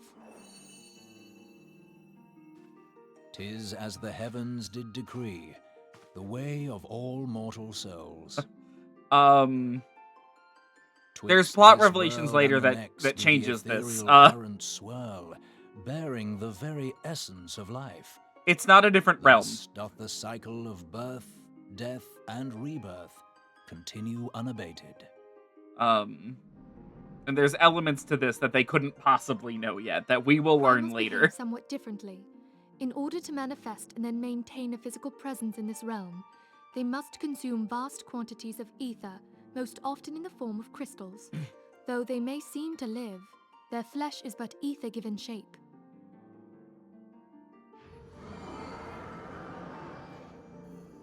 Thus, a defeated primal leaves behind no broken corpse. Rather, the essence of its form seeps back into the land whence it came, and the energy of its shattered spirit is called back to the ethereal realm. And there it waiteth, till next the prayers of the faithful do draw it forth from the sea of ether, to take their offering of crystals and make for itself a new body.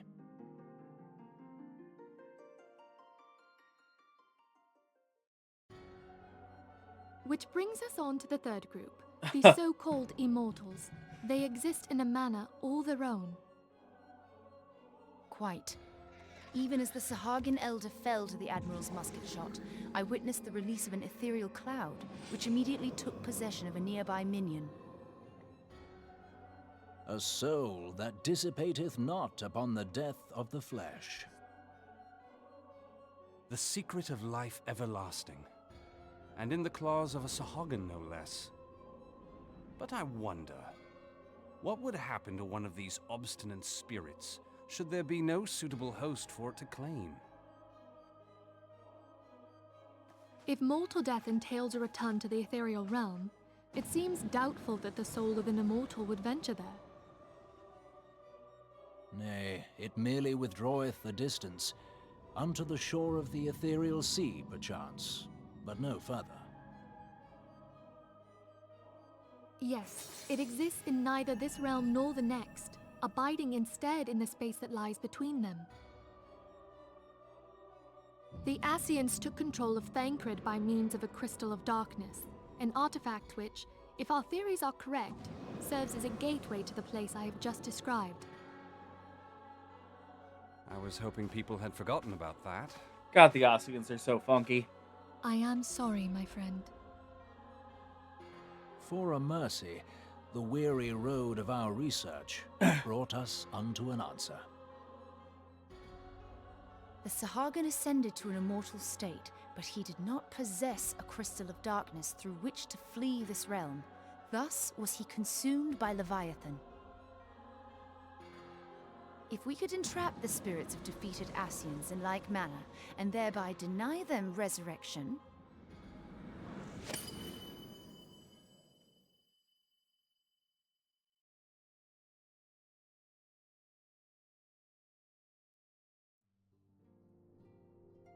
Therein lieth the path to victory. Thou art most perceptive, my lady. Only when we have trapped the bodiless soul within an ethereal prison can we hope to defeat its unnatural constancy. Thus might even an eternal paragon be consigned to oblivion. These feats are, of course, far easier said than done. At present, we lack a viable means to entrap and extinguish an Asian soul. Yet, I believe it to be possible. The pieces of the puzzle lie before us. We have but to put them together.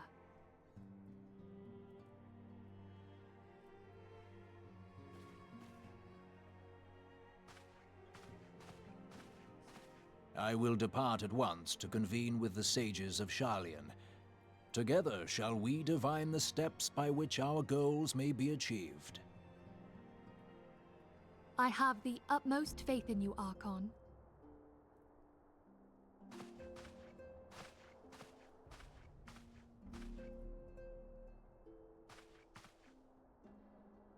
Beg pardon, antecedent, but I would raise one final matter. Even now, a Sharlayan survey party seeketh to ascertain the fate of the students of Baldesia. Oh, right, yeah, that whole Their plot line. findings shall soon be known to us.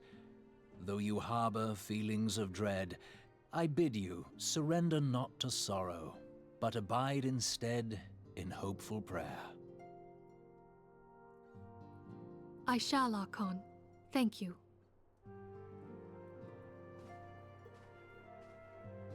It's like a whole thing that they just like haven't talked about the whole patch. Oh my god.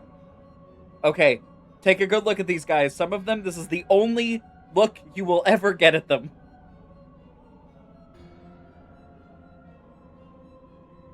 Oh my god.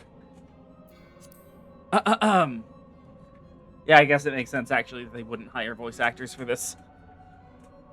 The Lord of Levin is returned to the Aether, as was Leviathan before him. You joke, but yes, Organization 13. Or Organization 14. We'll talk about that when we get to Shadowbringers.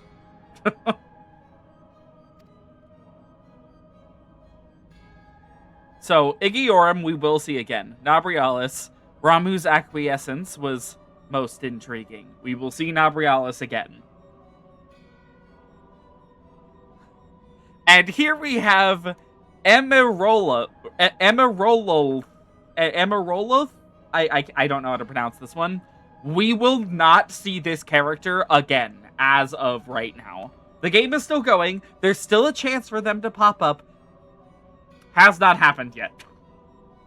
Inferno, Vortex, Crag, Whirl, and Levin all have now been humbled by the Bringer of Light.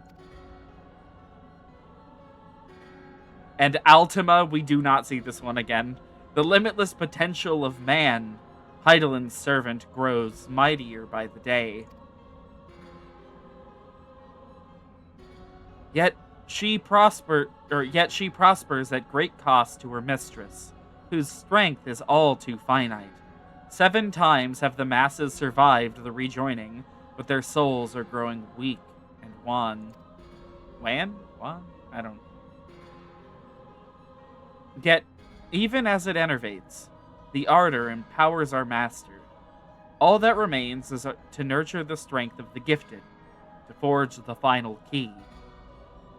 Not beating the organization allegations, Elidibus. And that is the task to which we've bent our every effort.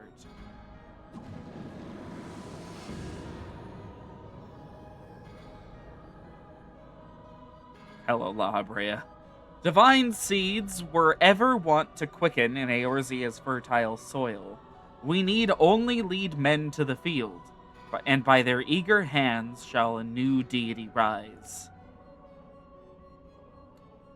That which was shattered shall be made anew, and the one true God shall come again.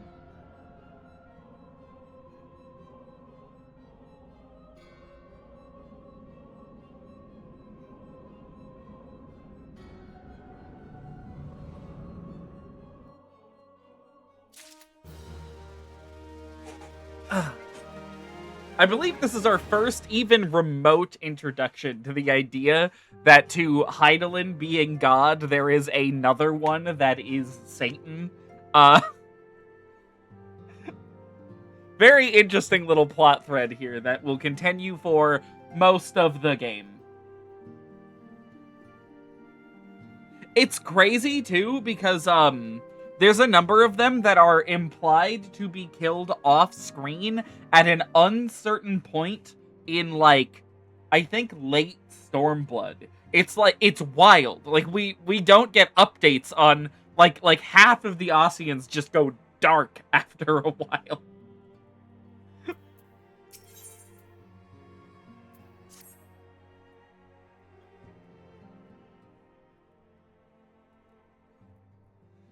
Now, the matter of Ramuh has, for the present, been put to rest. There is something I would show you, Miku. It is a letter of thanks signed by the leaders of the Eorzean Alliance, acknowledging the Scion's tireless service to the realm. It mentions, in particular, the names of all the defeated primals: Ifrit, Titan, Garuda, Good King Mogomog XII, Leviathan, and now Ramuh. Needless to say, there is only one among our number to have faced them all. And though these words of gratitude were addressed to our order as a whole, I feel that they were meant to for you above all others. I too must offer my heartfelt thanks for all that you have done. In the course of your duties, you have never once failed to answer my call to arms. You are a true hero, Miku, and Eorzea is that much safer for your presence. Pray, do not misunderstand me. I said safer, not safe. I know only too well that we can ill afford to lower our guard. The Ossians may be relied upon to sow chaos in this realm until such time as they are forced to stop. Why, even without their encouragement, you may be assured that man would foment strife on his own, and that is to say nothing of the beast tribes. Unless we learn to live in harmony, the primals too will return to plague us again and again and again. And yet, despite all of this, your deeds serve to inspire the people, to give them hope for a better tomorrow, and there is no greater gift. That we have the courage to strive for what might otherwise seem an impossible peace, we owe in no small part to the dangers you have faced on our behalf, and the people you have won over to our cause in so doing. Our list of enemies has ever been long, but think of the allies with whom we are now blessed. Of the beastmen who wish not of conflict, and who you call you friend, of the Alamegans and the Domans who stand with us, determined to halt the dread march of the Empire. And then there is Cid and the Fellowship of Noah, racing to unlock the mysteries of ancient Alleg that we might be spared the horror of another Ultima weapon. Of course, when speaking with our greatest allies, we must not forget those closest to us, by which I mean our fellow Scions. Thanks to their many and varied talents, our order is uniquely equipped to combat that far-reaching corruption of the Ossians, and combat it we shall. Your enthusiasm is truly heartwarming, antecedent. Given our embarrassing wealth of allies, I trust it will not inconvenience you unduly if I absent myself for a time. Hello, Alfino.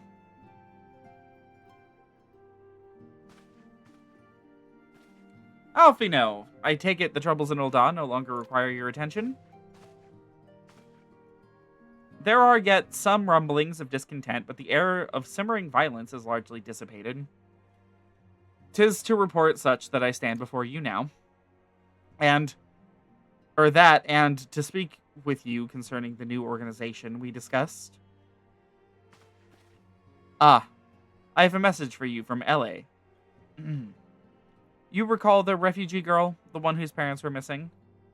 They were found unharmed. She wished me to pass her thanks on to you. Why, Alfino, am I to understand that you made the effort to remember the poor girl's name? I look forward to reading all about her in your report. I do hope you left nothing out.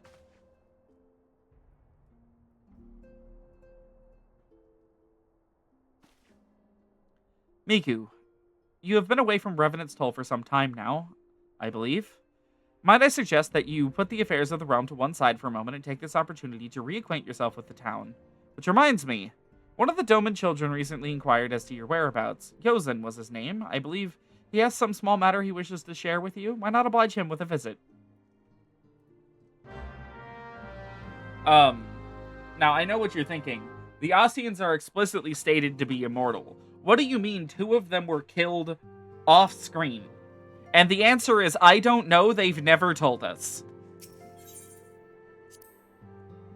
It's actually kind of ridiculous. There are still people debating how the fuck these 2, like, Ossians seemingly, like, dropped dead out of nowhere. Hold on. Inside of the Rising Stones, are you not able to have a minion summoned? I don't think I've ever noticed that before.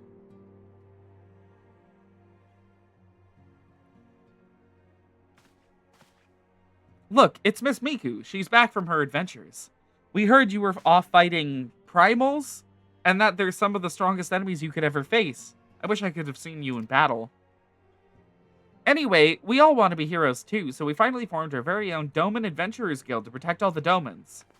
Oh, do you think you could train us today, Miss Miku? Maybe you could show us how to fight, or how you fought the primals. What's all this commotion then?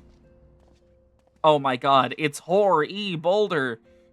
Mr. Boulder and Mr. Coltonet. Did you know that Miss Miku is back?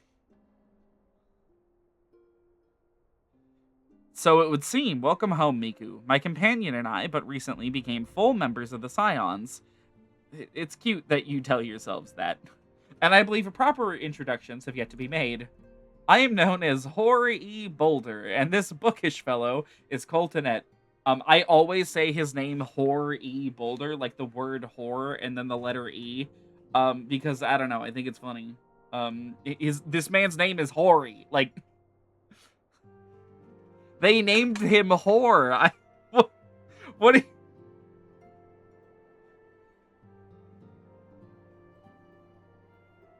Rogan names are always something else.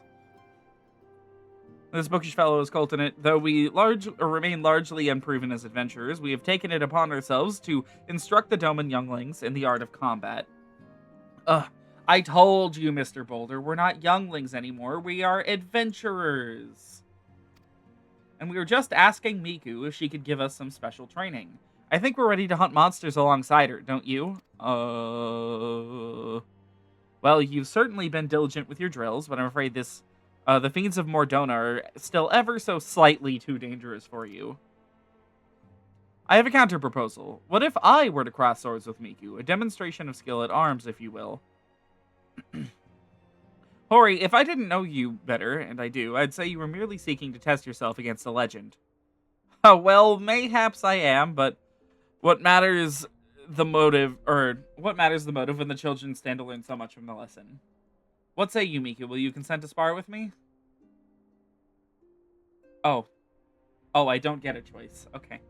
Hurrah, we're to have a tournament. No, not a tournament. I'm fighting one guy once. Come on, everyone. We must prepare our gear for an outing. Okay.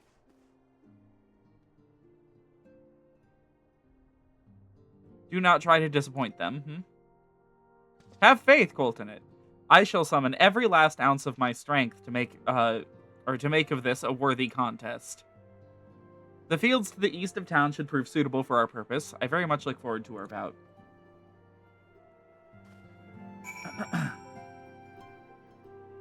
I believe that, if I'm not mistaken, these two, they show up, like, actually way more than you'd think. They normally get at least a couple of appearances every expansion. As just, like, the Scion... I almost called them the Scion B team, but that's kind of like Sid and them. They're kind of the Scion C team. They get left behind here a lot and presumably deal with a lot of, like, regular Eorzean peacekeeping when we're doing a bunch of dumb bullshit elsewhere. And I don't think they've ever been voiced. Just good of you to agree to this, Miku. I trust you're ready to begin. I could be wrong about that, but I'm pretty sure they have never had voice actors. Very well, let us not keep the younglings waiting any longer. Hori, are you certain you wish to fight her alone? That is Miku you face. What better way to test my mettle? Pray, allow me to attempt the first round unaided. After all, 'twas a hero's legend that led me to join the Scions to begin with. Without Miku to inspire my efforts, I would not be half the warrior I am today. Your point is well made, but remember, this is for the children's sake as well as your own. Should it appear the contest will end too swiftly, I shall add my spells to your blade work. Hello, you haven't begun yet, have you? Oh.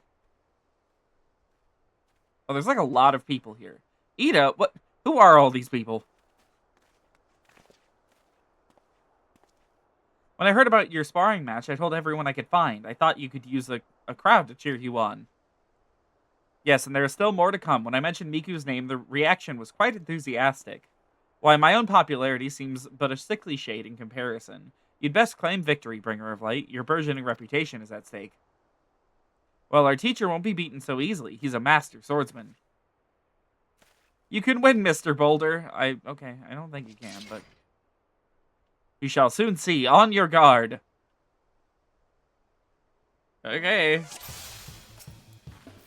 I actually, you know, to really hammer in that I don't remember this patch at all, I really don't remember this fight. Oh. Such power, the tails barely do you justice. Mr. Boulder won't lose, will he? It's not over yet. It can't be. If it is over, could you, like... the children have the right of it. Could y'all, like, hurry up? This time, I joined the fray. On your feet, Hori.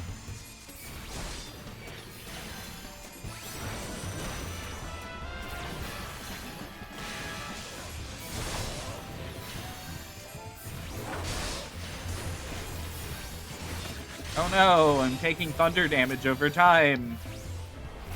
Must admit defeat. 'Twas an honor and a privilege. Okay, goodbye.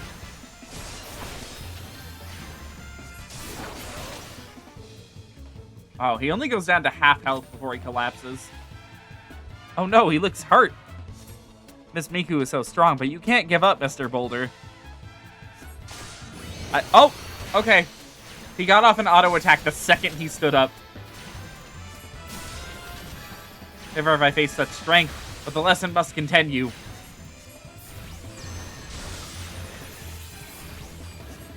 Uh-huh. Oh, that was hallowed ground. He invulned. I know that there's a couple NPCs that use Holmgang. I don't think I've ever seen an NPC use hallowed ground before. Holmgang being warriors invuln. Quote-unquote invuln. It's one of the weirder ones. You have bested me. I yield.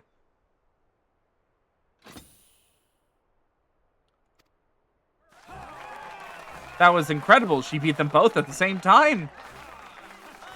They were, okay, well. We knew you couldn't lose, Miku. None can defeat the Guardian of Eorzea. Now I see why they send you to deal with the primals. I have much work to do if I'm ever to attempt the same.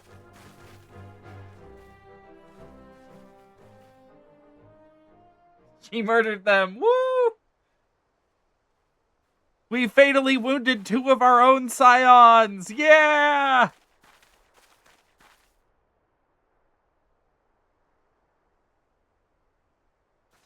Impressive as always, Miku. 'Tis ever a pleasure to witness the spectacle of your martial prowess. And judging by the smiles on these many faces, they too appreciate the hard-won strength that keeps the perils of the realm at bay. Guardian of Eorzea. Yes, that is a most fitting title.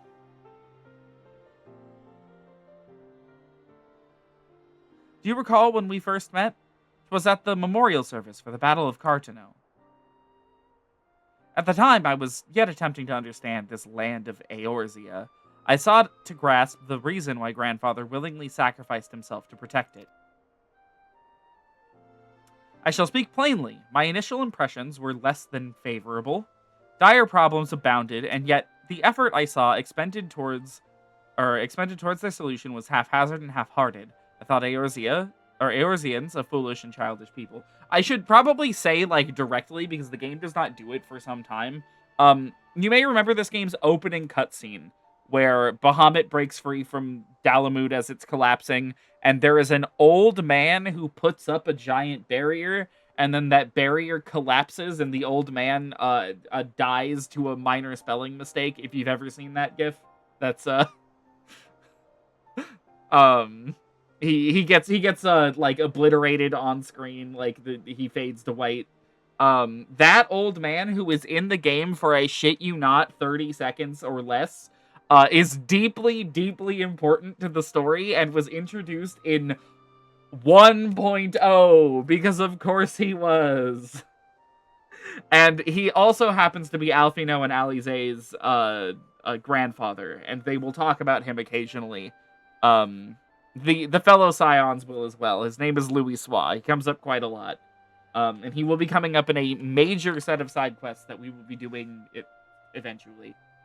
What isn't tied to 1.0? Nothing. It's the whole game.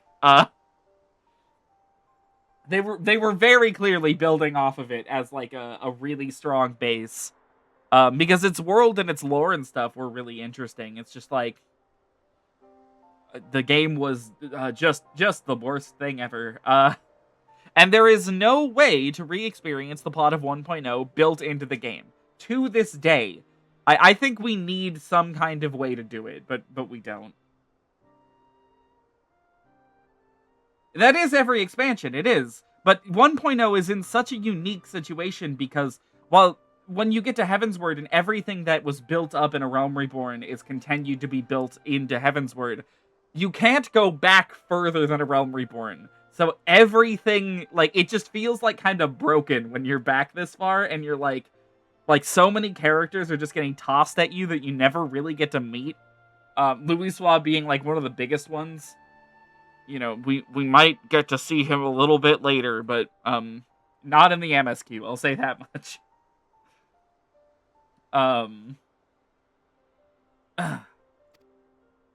Considering the shambles their home was in, I would not have been surprised if some had chosen to swear allegiance to Gaius, and the order he proposed to enforce. The Legatus' single-minded military invasion precluded any such switching of loyalties, of course. It is really interesting. It is really interesting that 1.0 is just like this mythical time before we were allowed to go back to it. It makes for an interesting aesthetic experience to the game. That being said, okay, there is technically a side quest that tells you about Louis and who he is, but it was not added until Stormblood, and while it is available in ARR areas, it's like a gold quest, and you have to know about it to go track it down.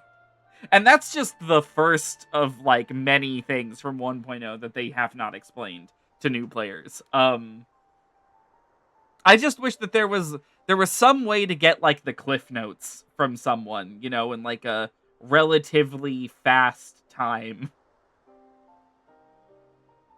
Like, I get why they can't put the cutscenes in, because the 1.0 cutscenes were, like, pretty different from the current game's cutscenes, but... Yeah, the biography side quests, where you have to talk to the writer who is working on a biography, like the little Lalafell lady. And you have to like track down people who knew Louis. So, which it's really funny because it's in Stormblood. You aren't talking to the Scions for the most part. You're talking to like random people. Maybe one day we'll set aside some time to do that, but you know, whatever. Considering the shambles their home was in, I would not be surprised. Yeah, okay. Were it not for the desire to continue grandfather's legacy, I would have abandoned the realm to its fate long ago. Threats were too many, the nation's too self-involved and unstable.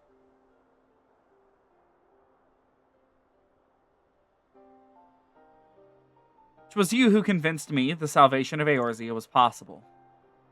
'Twas you who taught me, through countless acts of bravery, that what my grandsire sought to preserve was not the land, nor its history, nor any single nation.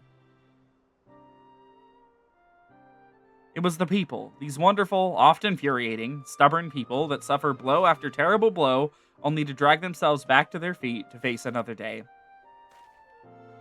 Though he never put such feelings into words, I believe grandfather's admiration for this inextinguishable courage grew into a fervent wish. A wish to aid Eorzea and its inhabitants in charting a course to the future. A wish that has now become my own. I too will endeavor to take up the mantle of Guardian of Eorzea. Okay. And champion these people who toil towards a better world. Uh-oh, I've just realized what character arc we're starting. Uh-oh. Our cause, however, is not a simple one. The troubles that plague us are of a scale that cannot be solved by the scions of the Seventh Dawn alone. Uh-huh. No, what's needed is to tackle the root of the primal threat and effectively counter the schemes of the Ossians. Is a new expanded organization that operates beyond the limitations of nations and borders. Yeah, foreshadowing is a literary device. If you would aid me in building such an organization, then pray, let us continue this discussion back within the walls of the Rising Stone.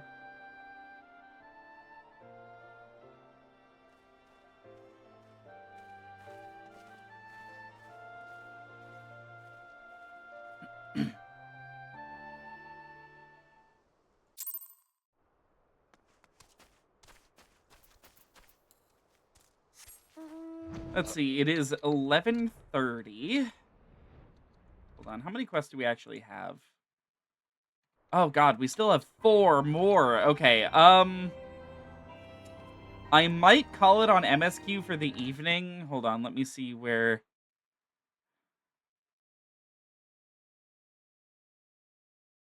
12. Okay, it's 12 quests out to the dungeon we need to do. We need to finish the armorer quests tonight. I have them prepped. We really should be doing them. You know, I'll give MSQ like 10 more minutes. Just because I'm trying to make sure we can stay on a pretty consistent timetable when it comes to specifically unlocking Snowcloak for this stupid quest.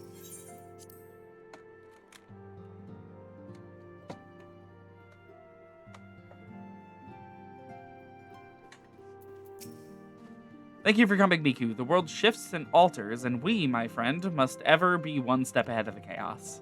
What I propose is the formation of a new organization, a group that shall pave the way for a truly united Eorzea.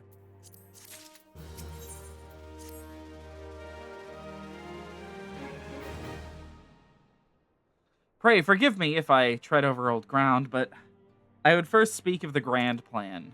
Since the advent of the 7th Astral Era, the leaders of the 3 nations have been deliberating over an accord that seeks to bring the disparate forces of Eorzea together into a single entity. A realm-wide grand company, if you will, the military might of such an institution would be drawn from every corner of the land and directed against threats that no single nation could hope to overcome alone. Yet, while the purpose of this hypothetical organization is undisputed, the logistics of its formation have become the source of endless debate. And the longer these discussions continue, the more I sense the impetus towards unification draining away. Thus, I have been campaigning for the creation of what might be considered a trial company. It will be on a much smaller scale than what we hope to eventually achieve, but capable of the same manner of unrestricted operation accorded to the scions. 'Tis my hope that the successful utilization of such a force will lend momentum to the lagging deliberations. Also, being primarily military outfit, I mean to assuage fears that misuse by placing the fledgling organization under the authority of the antecedent. The scions work tirelessly to protect Eorzea and its people, but as you yourself have witnessed with the refugee revolt, there are limitations to what even we can achieve. With this new company under the Scion's command, however, we will be capable of responding to a wider range of difficulties without straining our resources or overtaxing your formidable talents. The goals of my proposed organization and those of the Scions are ultimately identical, a point conceded by all concerned. But before I can move forward with establishing this precursor to the true border-spanning Grand Company, 'tis yet necessary that I visit the 3 leaders and gain their official approval. a tiresome and time-consuming task, which is why I would ask that you accompany me on the journey, of course, and attend to the business of recruiting our inaugural members, while I am otherwise engaged with bureaucratic formalities. Thank you. 'Tis reassuring indeed to know that a bringer of light and her discerning eye will be selecting our future allies. Yeah, so I can be blamed for this later? Okay. Our destination will be Limsa Lominsa. Let us rendezvous at Bulwark Hall. Thank you, Alfino, for giving me the recruiting job. So everything that happens can be called my fault. Now, to those who have not experienced the story of A Realm Reborn yet, incredible foolproof plan. We are handing a 16-year-old an army. What could possibly go wrong?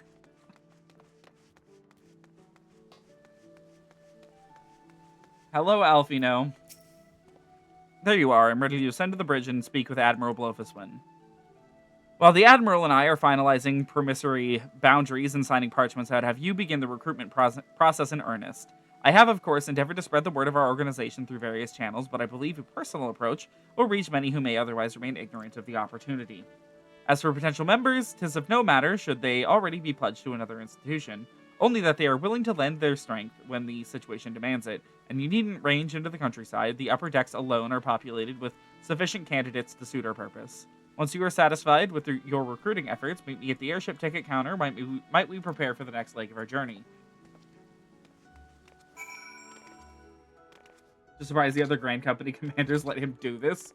I'm shocked anyone let him do this. I'm shocked, like, Alfino, 16-year-old, brand new to the Scions, didn't approach, or, like, approached Minfilia, and she, like, going, we need to build an army. And Minfilia wasn't like, you need to chill and maybe, like, I don't know, focus on being a legal adult first. Okay? How about that?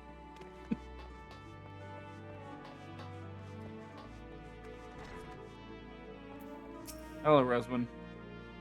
Who the bloody else do you think you're talking to, Drylander? I'm a pirate, not some sodden knight in shining plate. If you're looking for yourself, or for a self-righteous, fop, try knocking on that Dante Carvalian's door. Okay, we don't call people that anymore, but okay.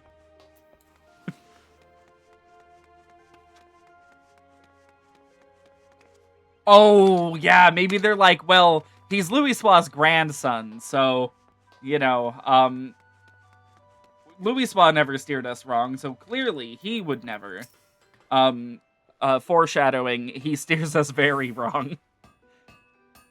Precursor to the United Air... Oh, hello, Hananza. Precursor to United Aerosian Grand Company. While I do admire the scope of your ambition, my responsibilities here at Naldic and Vimelis keep me close to the forge. We tried to recruit Hananza? I have not the time to be traipsing hither and yon across the realm. Should you require my skills as an armorer, however, I might be willing to accept some special commissions. Okay. Miku's just, like, looking through her contacts list, like, who do I, like, know? How about the Armorer Guild Master? What if they wanted to quit and join a 16-year-old's army? I was thinking we were talking to her to be like, hey, do you know any recruits who aren't very happy and would like to join a thing? But no, we were asking if she wanted to join. I think you technically only get like one person from Limsa. Yeah. In fact, I'm pretty sure it's this guy. If it ain't Miku, I'd not forget an adventurer brave enough or daft enough to seek the shortcut into Titan's bedchamber. You remember old Riel, don't you? Not really. Formerly of the Company of Heroes, 3 Whistles of Bronze Lake. I ain't often dragged my arse out to Limsa for a drink, but I'm right glad I did. How fare you these days? Looking to put together a new crew? Top-tier work? Sounds like a right lark it does. Alrighty, lass, count me in. The heroes may have gone their separate ways, but I ain't ready to climb into my grave just yet. Oh, I'm just gonna give the MSQ 10 more minutes. I say, going into the longest quest ever created. At the very least, we're on the same map as the Armorers Guild.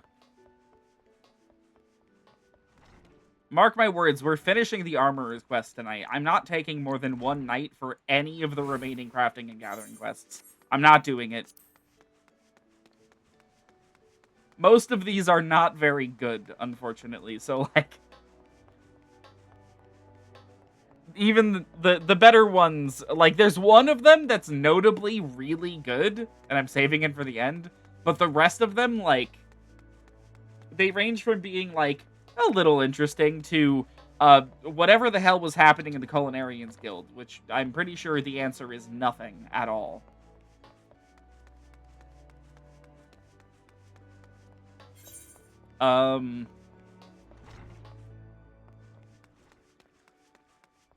Looking at that spot, are we going to be talking to Alcazolka?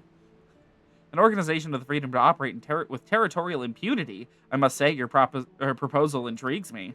But the Krakens well know that there is a time to act and a time to watch. And I'm afraid this trial company of yours falls into the latter category. Yeah, fair. Honestly, completely fair. Yeah.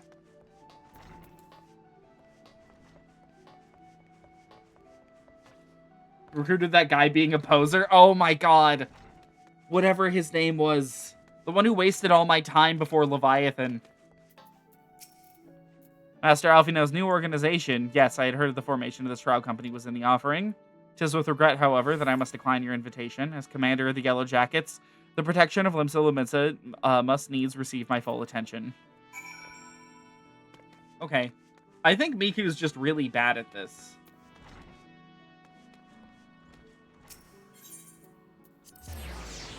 Like, she's just terrible at it. Hello, Alfino. Miku, your recruiting went well, I trust. I am curious as to how my proposal was received by the rough and ready folk of Limsa Lominsa. Ah, a member of the legendary company of heroes indicated his interest. Astonishing. I knew enlisting your aid was the right choice. I don't agree. Few could boast of the acquaintance of such an elusive character.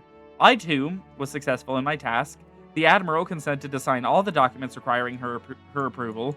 I can only hope that my visit with the Elder Seedseer proceeds as smoothly. Pray continue on with to Gridania at your own pace. I shall await your arrival at Nafika's altar. Okay. With that, I believe we're going to switch to working on the Armorer quests. I don't know how much time we have to dedicate to these. You know, to be completely honest, I've never fully paid attention to them. So, I don't really know how long these take. I just kind of skipped everything. Which, like, honestly, can you blame me?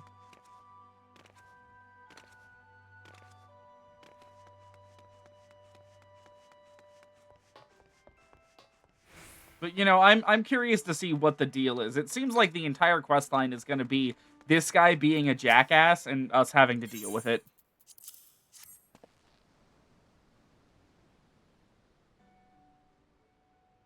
What's this? Brought me a shield, have you, with materia. Impressive, but I don't imagine a bit of materia is enough to make up for shoddy workmanship. I ain't the kind to be blinded by sparklies, lass. Now let's have a closer look.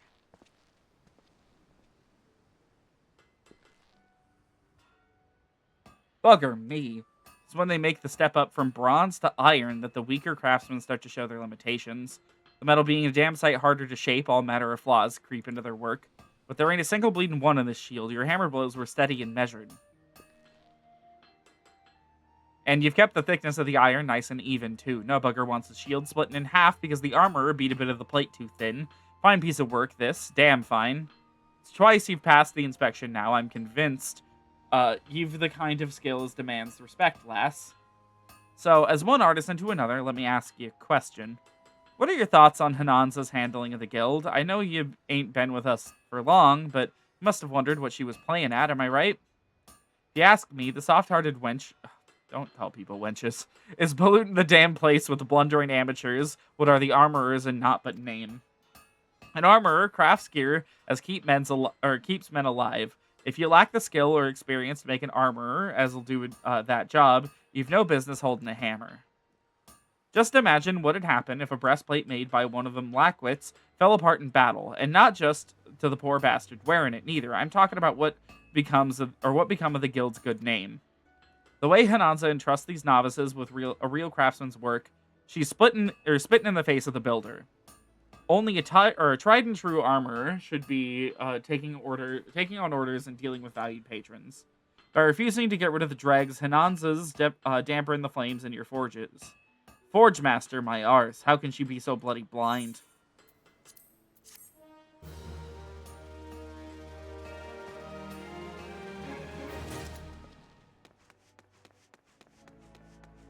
Swear to God, if the next quest is also delivering to that guy, I'm gonna lose it. This is what, level 25? 25, yep. Ah, there you are. Tell me, were you able to prize anything useful out of Blandsteer? What did he have to say? Dampening the flames in our forges. Familiar refrain, that stubborn old sod will never understand why his way is doomed to fail. Not that he's ever thought to question it. If we choose not to pass on our knowledge, all the techniques and methods we perfected over gods know how long are destined to perish along with us. Blandsteer bemoans the dampening of our forge's flames while advocating a course which would see them extinguished altogether. And that is why I will continue to expose all of our initiates to as many facets of the craft as I can, until such time as I die or am replaced. I may add that you yourself stand as a shining example of how effective this approach can be. I'll not force the issue, but you'd make the perfect champion for my cause. That said, Blandsteer has apparently come to much the same conclusion. He submitted an order and asks for you by name. The order is for a single steel ingot, but being the difficult bastard that he is, he doesn't want just any steel ingot. He wants an ingot of the purest steel, and that'll require extra effort on your part. Well, I'll not keep you any longer. You have work to do and a cantankerous artisan to impress. Yep, this is the high-quality tutorial. I imagine these tutorials were much more necessary, like, back when crafting was first added, but I can't imagine they're that important these days. It is kind of just the second line. I don't know what crafting used to be like in early ARR. Has it changed at all? You here to deliver that ingot? Yeah, here, take it.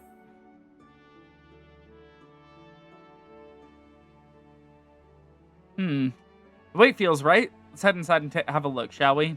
They're doing that thing again. They're doing that thing where they start a cutscene there and then they move to a different location. I knew you were up to the task, Glass. You can't forge steel much purer than that. It's a common enough material, of course, and one no self-respecting armorer should have any trouble working. But it's the quality of these common materials that makes the difference between crafting a work-a-day piece and a masterpiece. No matter how shiny you polish it, your work will never be more than mediocre if the stuff you're making from it is second-rate. Any road, I can see you've already learned that lesson. Oh my god, I swallowed wrong. I swear, every time our paths cross, you're twice the armorer he was before. And yet, Hananza has a talented lass like yourself tidying up after her bungling bloody novices instead of giving you the freedom to master your craft. Makes me blood boil, it does. For our guilds to survive, it's got to be able to serve its customer needs. And any bugger as don't contribute to keeping the roof over our heads doesn't deserve to work under it. I've not but respect for you, Miku. You're the kind of armorer this guild needs more of. But tell me true, are you really content to waste your career wiping up the arses of Hananza's squalling babes? Your talent's being buried under a mountain of mediocrity, and it's high time you did something about it. As to what, well, that's for you to decide. Okay. I don't enjoy our talks, Blandsteer.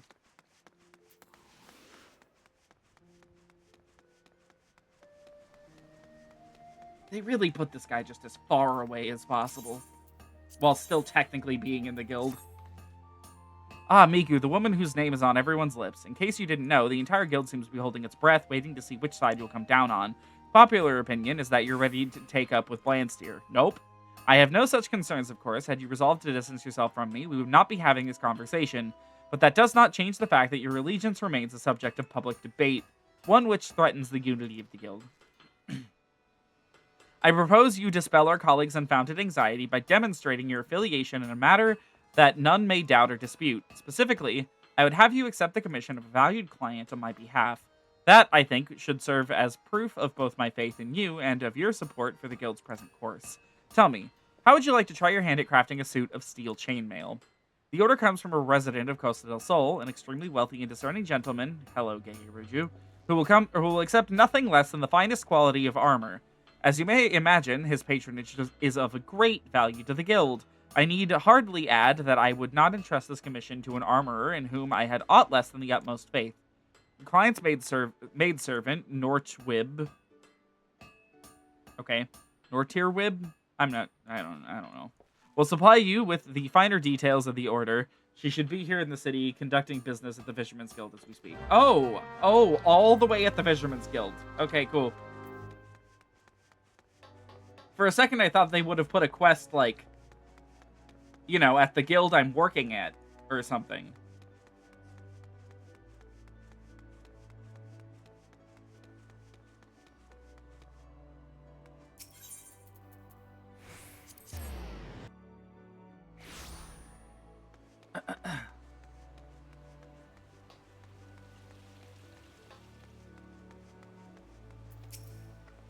Greetings and salutations. What an honor it is to meet another of Limsa Lominsa's famed artisans. I'm sorry, a commission? Oh dear, there seems to have been some confusion. I've already entrusted my master's commission to a veteran craftsman of your esteemed organization. You are acquainted with Blandsteer? His reputation precedes him, you see, and I saw little reason to doubt that a man of his experience should be assigned to the task. Oh, but I do not mean to suggest that you... I merely sought to justify my own misapprehension. Regrettable though this situation may be, I would hesitate to shame your colleague by stripping him of his commission, given all the sterling work he has done for us in the past, I mean. Yet, I can well imagine that you are loath to return to your superior empty-handed. Assuming the finished armor is of exceptional quality, my master will provide full remuneration, regardless of the hand which forges the links. Mayhap it would be best for all concerned if you discussed the matter with your fellow armorer. And here I thought I'd actually get out of talking to him for like a minute.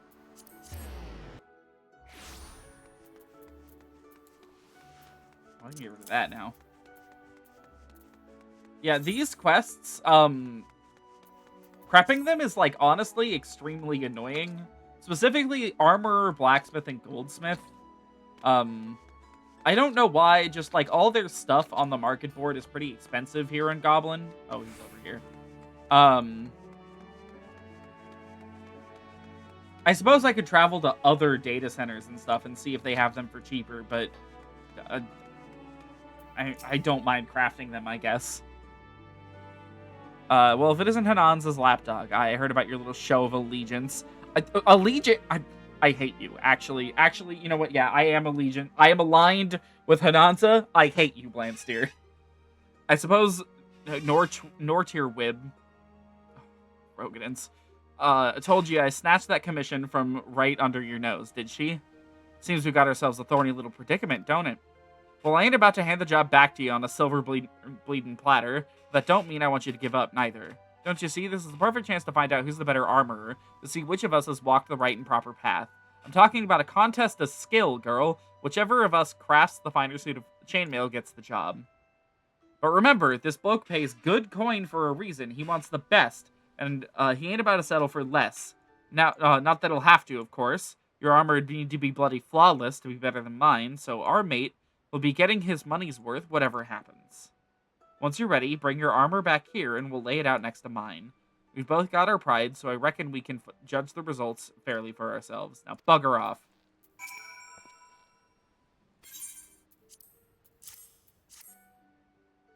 I have never, ever wanted to stop doing a quest line.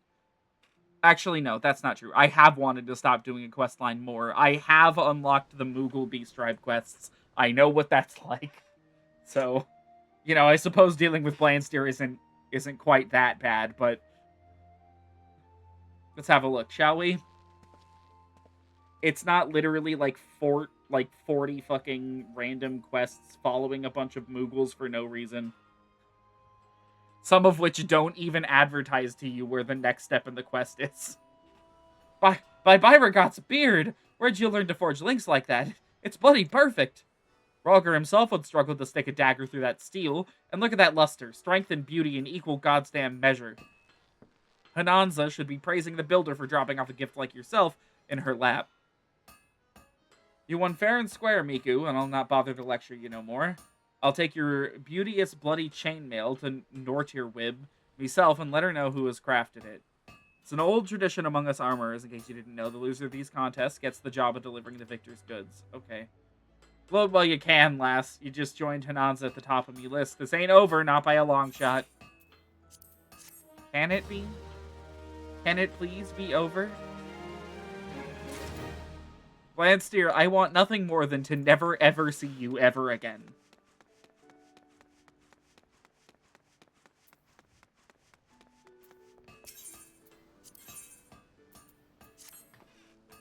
Greetings, Miku. I heard word you bested Blansteer in an armorer's contest of skill. An impressive feat, and one which you should be proud. But I'm afraid you've made a most troublesome enemy, for he is both persistent and vindictive. As you well know, I speak from bitter experience on this matter.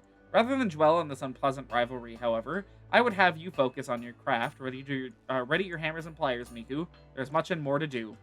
Master Ling Seth, over at the Bismarck, has commissioned a new steel fry pan.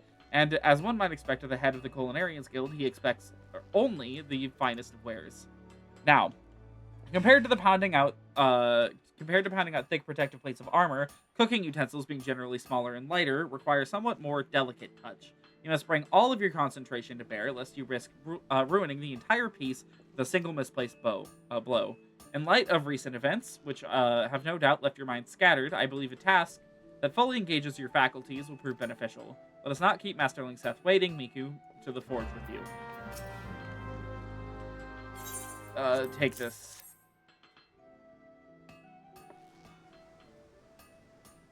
Truly, another consummate work. I can find no flaw with its weight or balance. It is not so heavy as to be a struggle to lift, yet remains sturdy enough to endure the frantic pace of the Bismarck's kitchen. I trust at this juncture, that you comprehend in full my earlier warning. To produce a fry pan of this quality would most certainly have required your undivided attention, and I can tell this item received just that. The consistency of the metal's thickness is all evidence one needs. This type of precision should not be undervalued. In this case, should the fry pan be poorly forged, the heat of its cooking surface will be uneven, and such flaws are unacceptable to an exacting culinarian such as Ling Seth. Even the sturdiest of utensils, however, rarely last him more than a few seasons. It is a struggle to find armorers who can meet his demanding specifications when he turns to our guild for replacements. I have long intended to assign this commission to you, but our encounter with Blansteer had me doubting your ability to concentrate. This is one of those rare occasions where I'm happy to have been proven wrong. Your uncompromising attention to detail continues to be an inspiration to your colleagues. And speaking of details, there's one that remains untended. Delivering this fry pan to Master Ling Seth's hands, I trust you do not need directions to the Culinarians Guild. Oh my god, she's making me do it. Do you think he'll actually, like, remember that I know him and I've done all of his quests? Because I feel like there's no way in hell he'd remember that. Like, there's no way they'd have written that in.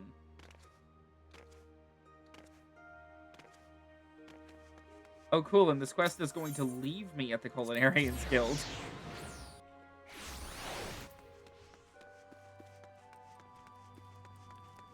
Hello.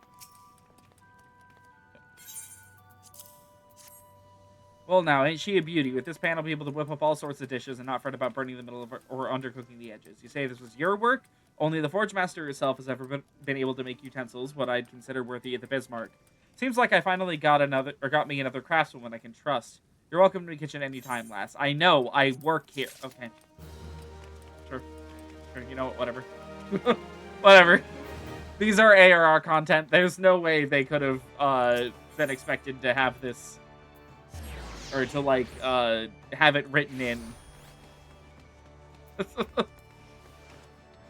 That I've already done all those quests.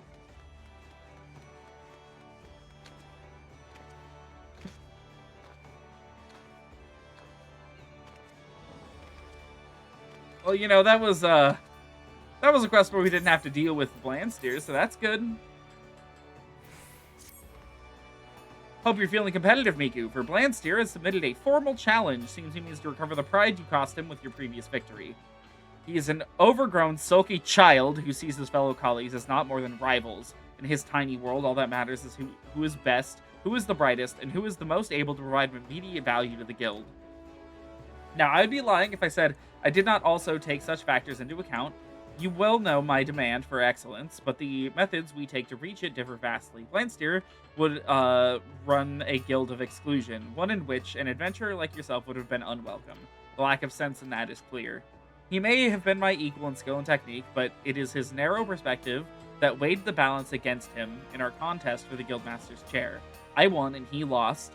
That simple fact plays an enormous role in the enmity that now lies between us, and I'm certain that past defeat is no small part of what fuels Blandsteer's present desire to prove himself your better.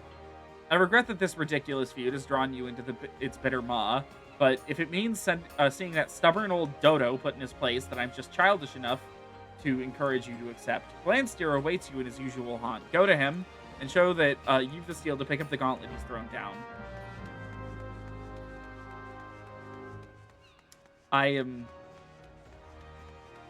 I am ready to kill this man.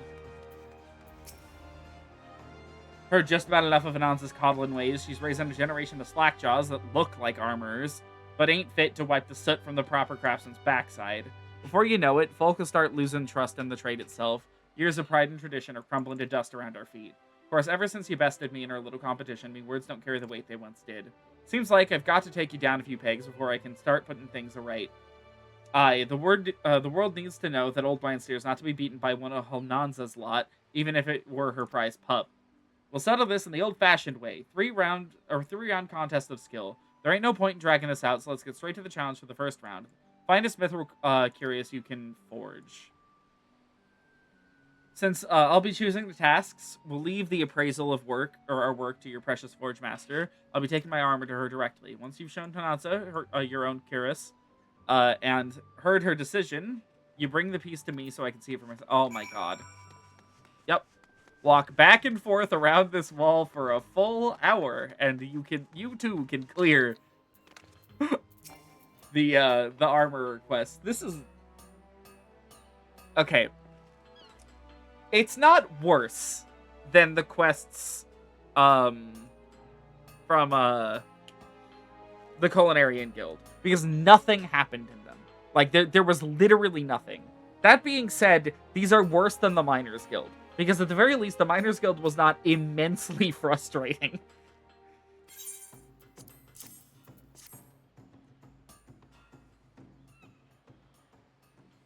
This is superb craftsmanship, Miku. Seems the pressures of this challenge have done naught to cloud your eye for detail. In fact, you may have produced your finest piece yet. It is superior to Blandsteer's in every respect. You think me biased? Yes, it is true that I despise that self-centered windbag, but I mean to judge this contest fairly, and the Rogadin's armor was indeed forged with his customary quality. But it is thus that the brilliance of your cuirass shines all the more brightly for improving upon the work of a master artisan. Miku is doing most side quest lines. Most of them. I'm not doing a lot of the gold quests. Those I'm just skipping. But we're doing, like, all the raids. We're doing all the side, like, trials and stuff. All the side dungeons. All of the classes are getting leveled, to some degree, you know, up to level 70 at the very least. And thus, we're doing all of the crafters as well. Mainly because, like, I've never seen these before. And when I play through a game on stream, I like to do as much of it as I can, you know? So, yes, Miku will eventually be an Omni Crafter. Mithril is notoriously difficult material to shape, yet see the gloss of these plates, not a single imperfection to mar the surface. I've cast an eye over many a suit of armor, but it's refreshing to know that I can still be impressed. First round goes to you. I only wish I could be there to see Blandsteer weep when you show him the masterpiece you've created. If you look at my my beautiful list of jobs, we're already at 50 for everything. So, which honestly took less time than I thought it would. You can gain a lot of experience, even in a Realm Reborn, really fast on Crafters and Gatherers these days. Nansa chose your armor over mine, did she? Surprise, surprise. Come then, pup. Let's see this bloody work of art. Please do not cutscene me. Well, you've not been neglecting your craft, that much is certain. I can't rightly disagree with her decision, but the next round will be a different story. You can be sure of that. Supplier the offhand? It is. But I have artisan's pliers, so I don't need any of these.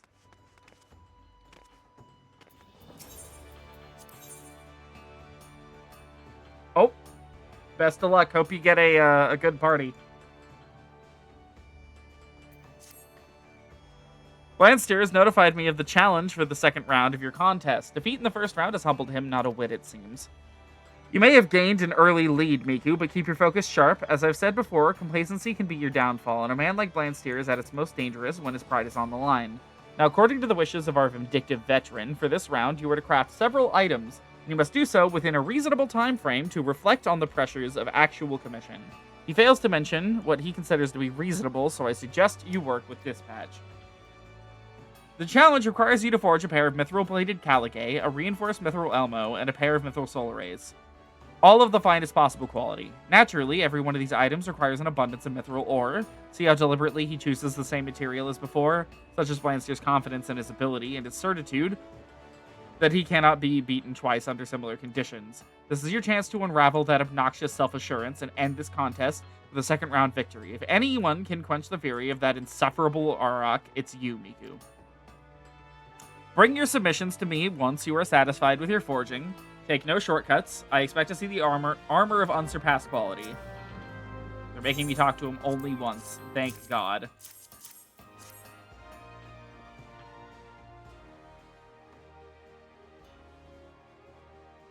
Yes. Uh-huh. They could have displayed at least 2 of these. Okay, they are on the same one. Okay. Well done, Miku. Your work is flawless. I would declare you victor this very moment, except I need you to relinquish the armor to the guild. As for the why, it concerns a potentially dire loss of trust and reputation. Do you recall the time you aided one of our novices with an order of bronze hoplins? Well, I'm afraid young Swithin has failed to deliver once more. He has improved much in his craft, spurred on as he was by your example, but again, the lad had accepted a commission he could never hope to honor, and one does not break a promise made to the Maelstrom. To drop full responsibility for this failure onto Swithin's unreliable shoulders and cast him out of the guild, but what worth is a guild that does not to support its own members when they truly need it? Blansteer is a harsh man, but not entirely without reason. If you explain the circumstances, he may grant you a few extra days to forge your submission anew. What say you, Miku? Will you yield your work to the guild? Yes? Okay. Fire God's blessings upon you, Miku. Swithin, come over here and show me some gratitude. I don't know how to repay you for saving my neck yet again. I'll never forgive myself if it costs you your victory over Blansteer. But the compassion you and the Forge Master have shown me this day will not be squandered. This, I promise you, I'll work twice as hard, 3 times even. We are in your debt. I'll arrange to have these pieces delivered to the Maelstrom Quartermasters immediately. Meanwhile, you should hurry over to Blansteer and explain the delay in your submission. Oh, he's gonna say that he won. He's gonna be like, well, that means I win, and that means we have to do the 3rd round as the level 50 quest. What's this now? You let the guild have the armor you made to make up a missed order? What'd I tell you? Those fumble-fingered parasites are holding you back at every turn. You was meant to honor the terms of our contest, no matter the circumstances. Now you've neither the gear you've crafted to show for your effort, nor the time to forge a new submission. The round goes to me. I'd grant this ain't the kind of victory a man looks for. Yeah, because you're kind of a jackass. But the rules is rules, lass, and failure comes with consequence. So I don't want to hear no excuse for the final round. You just bring your best work to the table, and we'll let the results stand for themselves. Like I said, immensely frustrating, extremely annoying questline.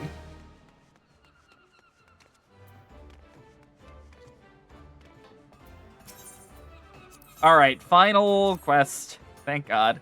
I must thank you again, Miku, for sacrificing your time and effort to help with the guild with that order for the Maelstrom. It behooves us not to fail clients, such as they, no matter the reason. But as is our fate, we are now rarely afforded a respite from the flames of the Forge. I have recently been informed that Admiral Merrowwib will be inspecting various organizations, our own Armorers Guild included, and their roles in promoting Limsa Lumensa's trade with the East. The impressions made during this inspection will have direct influence on whom the Maelstrom chooses as the provider of its equipment and other sundry supplies. Blandsteer, in his usual arrogant manner, has proposed we seize this opportunity to have the Admiral herself serve as arbiter for the final round of your contest. Ugh. Imagine how that bastard would crow if you were to suffer defeat before the commander of Limsa Lumensa's Grand Company. The credence such a public failure would lend to his arguments would spell the end of the guild as we know it. You must not allow this to come to pass. Success in this third and final challenge hinges on your ability to forge what might need to be the most exquisite cobalt habergeon in the realm, and, as you might expect, it is of one of the more demanding pieces of armor a student of your disciple can attempt. While I harbor not the slightest doubt that you will produce a habergeon of surpassing quality, let us tip the scales in your favor by augmenting it with materia. A half-inside materia of the 3rd grade should do the trick. Once your armor is complete, deliver to Sergeant Zwinberg at Hawker's Round, and he will see it passed along to the Admiral. Thank God I had the foresight to prepare these ahead of time. Oh, my throat is not liking this. How much reading I've had to do, kind of quickly.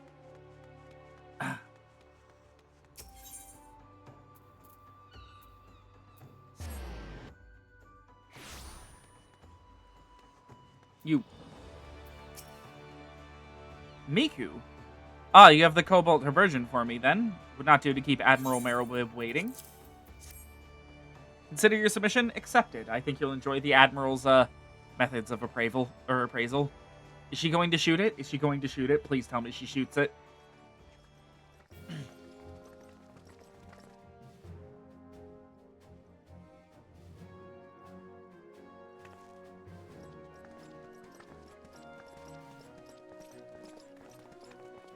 Miku, Blandsteer, the final round of your contest will decide victory or defeat. May the best armorer win.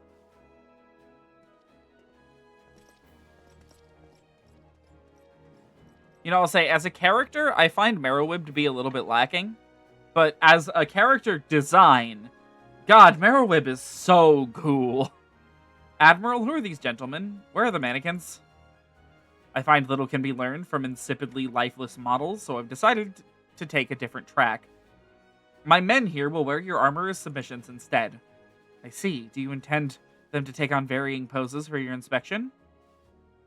In a manner of speaking, we wish to determine the quality of the armor, do we not? I prefer the direct approach.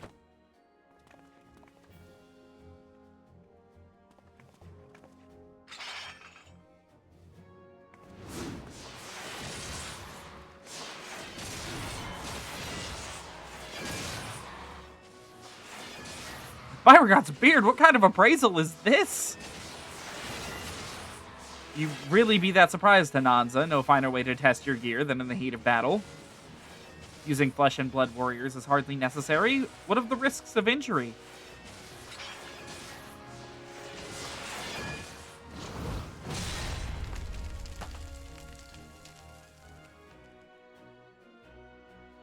The armor was built to withstand far worse than this. Those blokes get hurt by them oversized hatchets, and I ain't got no business being here. You agree on that score, don't you, Miku?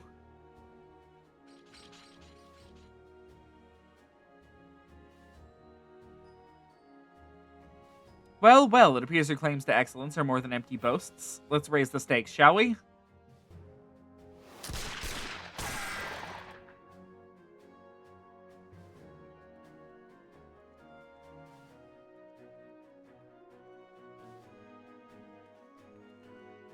Admiral, you go too far!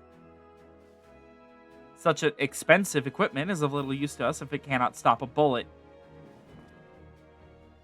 And lest you think me reckless, my men were never in any real danger. I quite carefully inspected the sturdiness of both habergeons before we began.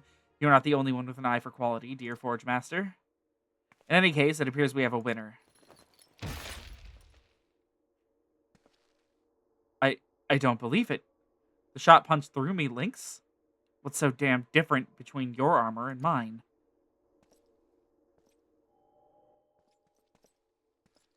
Perhaps the reason you cannot answer that question, Armorer, is the reason that you just lost your colleague, or to your colleague. Bloody hells.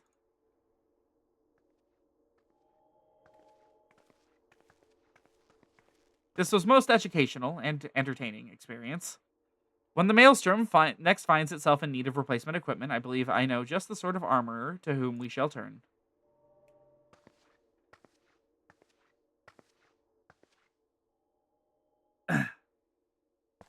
Yeah, you fucking lost, dude. Go bye. Congratulations, Miku. It was a close contest, but you've struck a telling blow here today, nonetheless.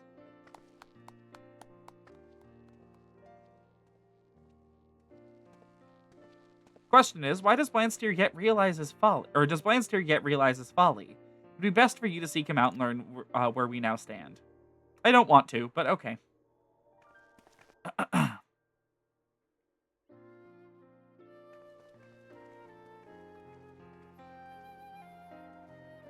If it means I can turn in the quest and be done with these, then sure. It does not mean that, actually, as it turns out.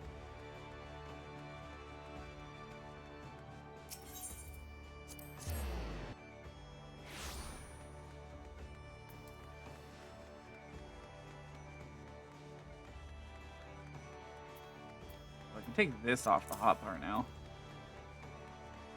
That was really only necessary for Ramu.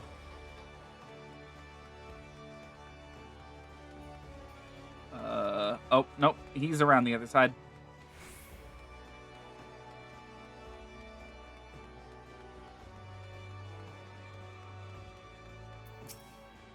Come to see me beaten and broken, have you?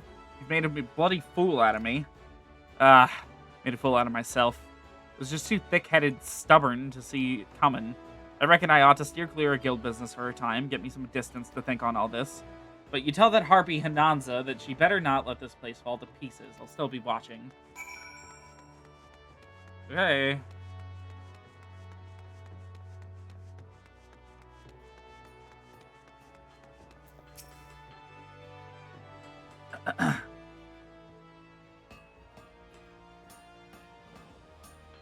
How very like Blandsteer to have the last word. At least now he seems to have grasped the idea that his way is not as absolute as he believed. After all, the greatest source of innovation is found in our connection with others. For instance, did you know that kobold was the original pronunciation of cobalt? It was through trade with these beastmen miners that we first encountered and subsequently refined the use of cobalt ore. Without such contact, it is unlikely the armor you forged for the last round of your contest would even exist today. There was only so much an armorer can achieve on her own. It is mutual respect and a healthy dose of friendly rivalry that truly spurs the improvement of our craft. Blandsteer's gravest mistake was to see his rivals as enemies. By walling himself off from his peers, he denied himself the knowledge of techniques which you were grateful enough to receive. His defeat was inevitable. And it was your determination and skill that taught him the dangers of stagnation. You embody everything I stand for, Miku, and the guild is richer for your presence.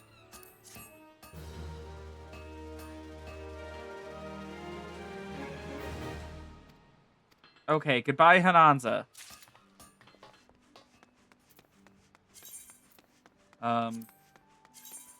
Does this thing look sick as hell? No. Then it goes in the garbage. Yeah, okay. I'm gonna end there. I have clearly some stuff to turn in and some stuff to sell.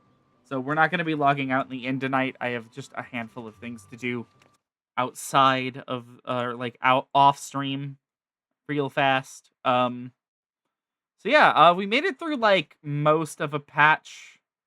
We have, oh my god, a really long quest to do and then a few more quests. Our goal is to make it to Snowcloak, which fingers crossed we should be able to do next stream. I really hope so. The stream after that I have planned for something really special and really cool. So, I hope that the next stream, of course, be there. But the stream after, I hope that people make some time for, because we're going to be doing something really cool and really exciting. Other than that, again, ARR is winding down. So, we only have, I think, 4 more quests to do. Or, sets of quests for the Disciples of the Hand. Yeah, so That's exciting. With that being said, though, oh, that's supposed to be post stream. I am going to end it off there. This was really exciting tonight. Lots of stuff happened. But yeah, thank you everybody for watching, and have a great night, everybody.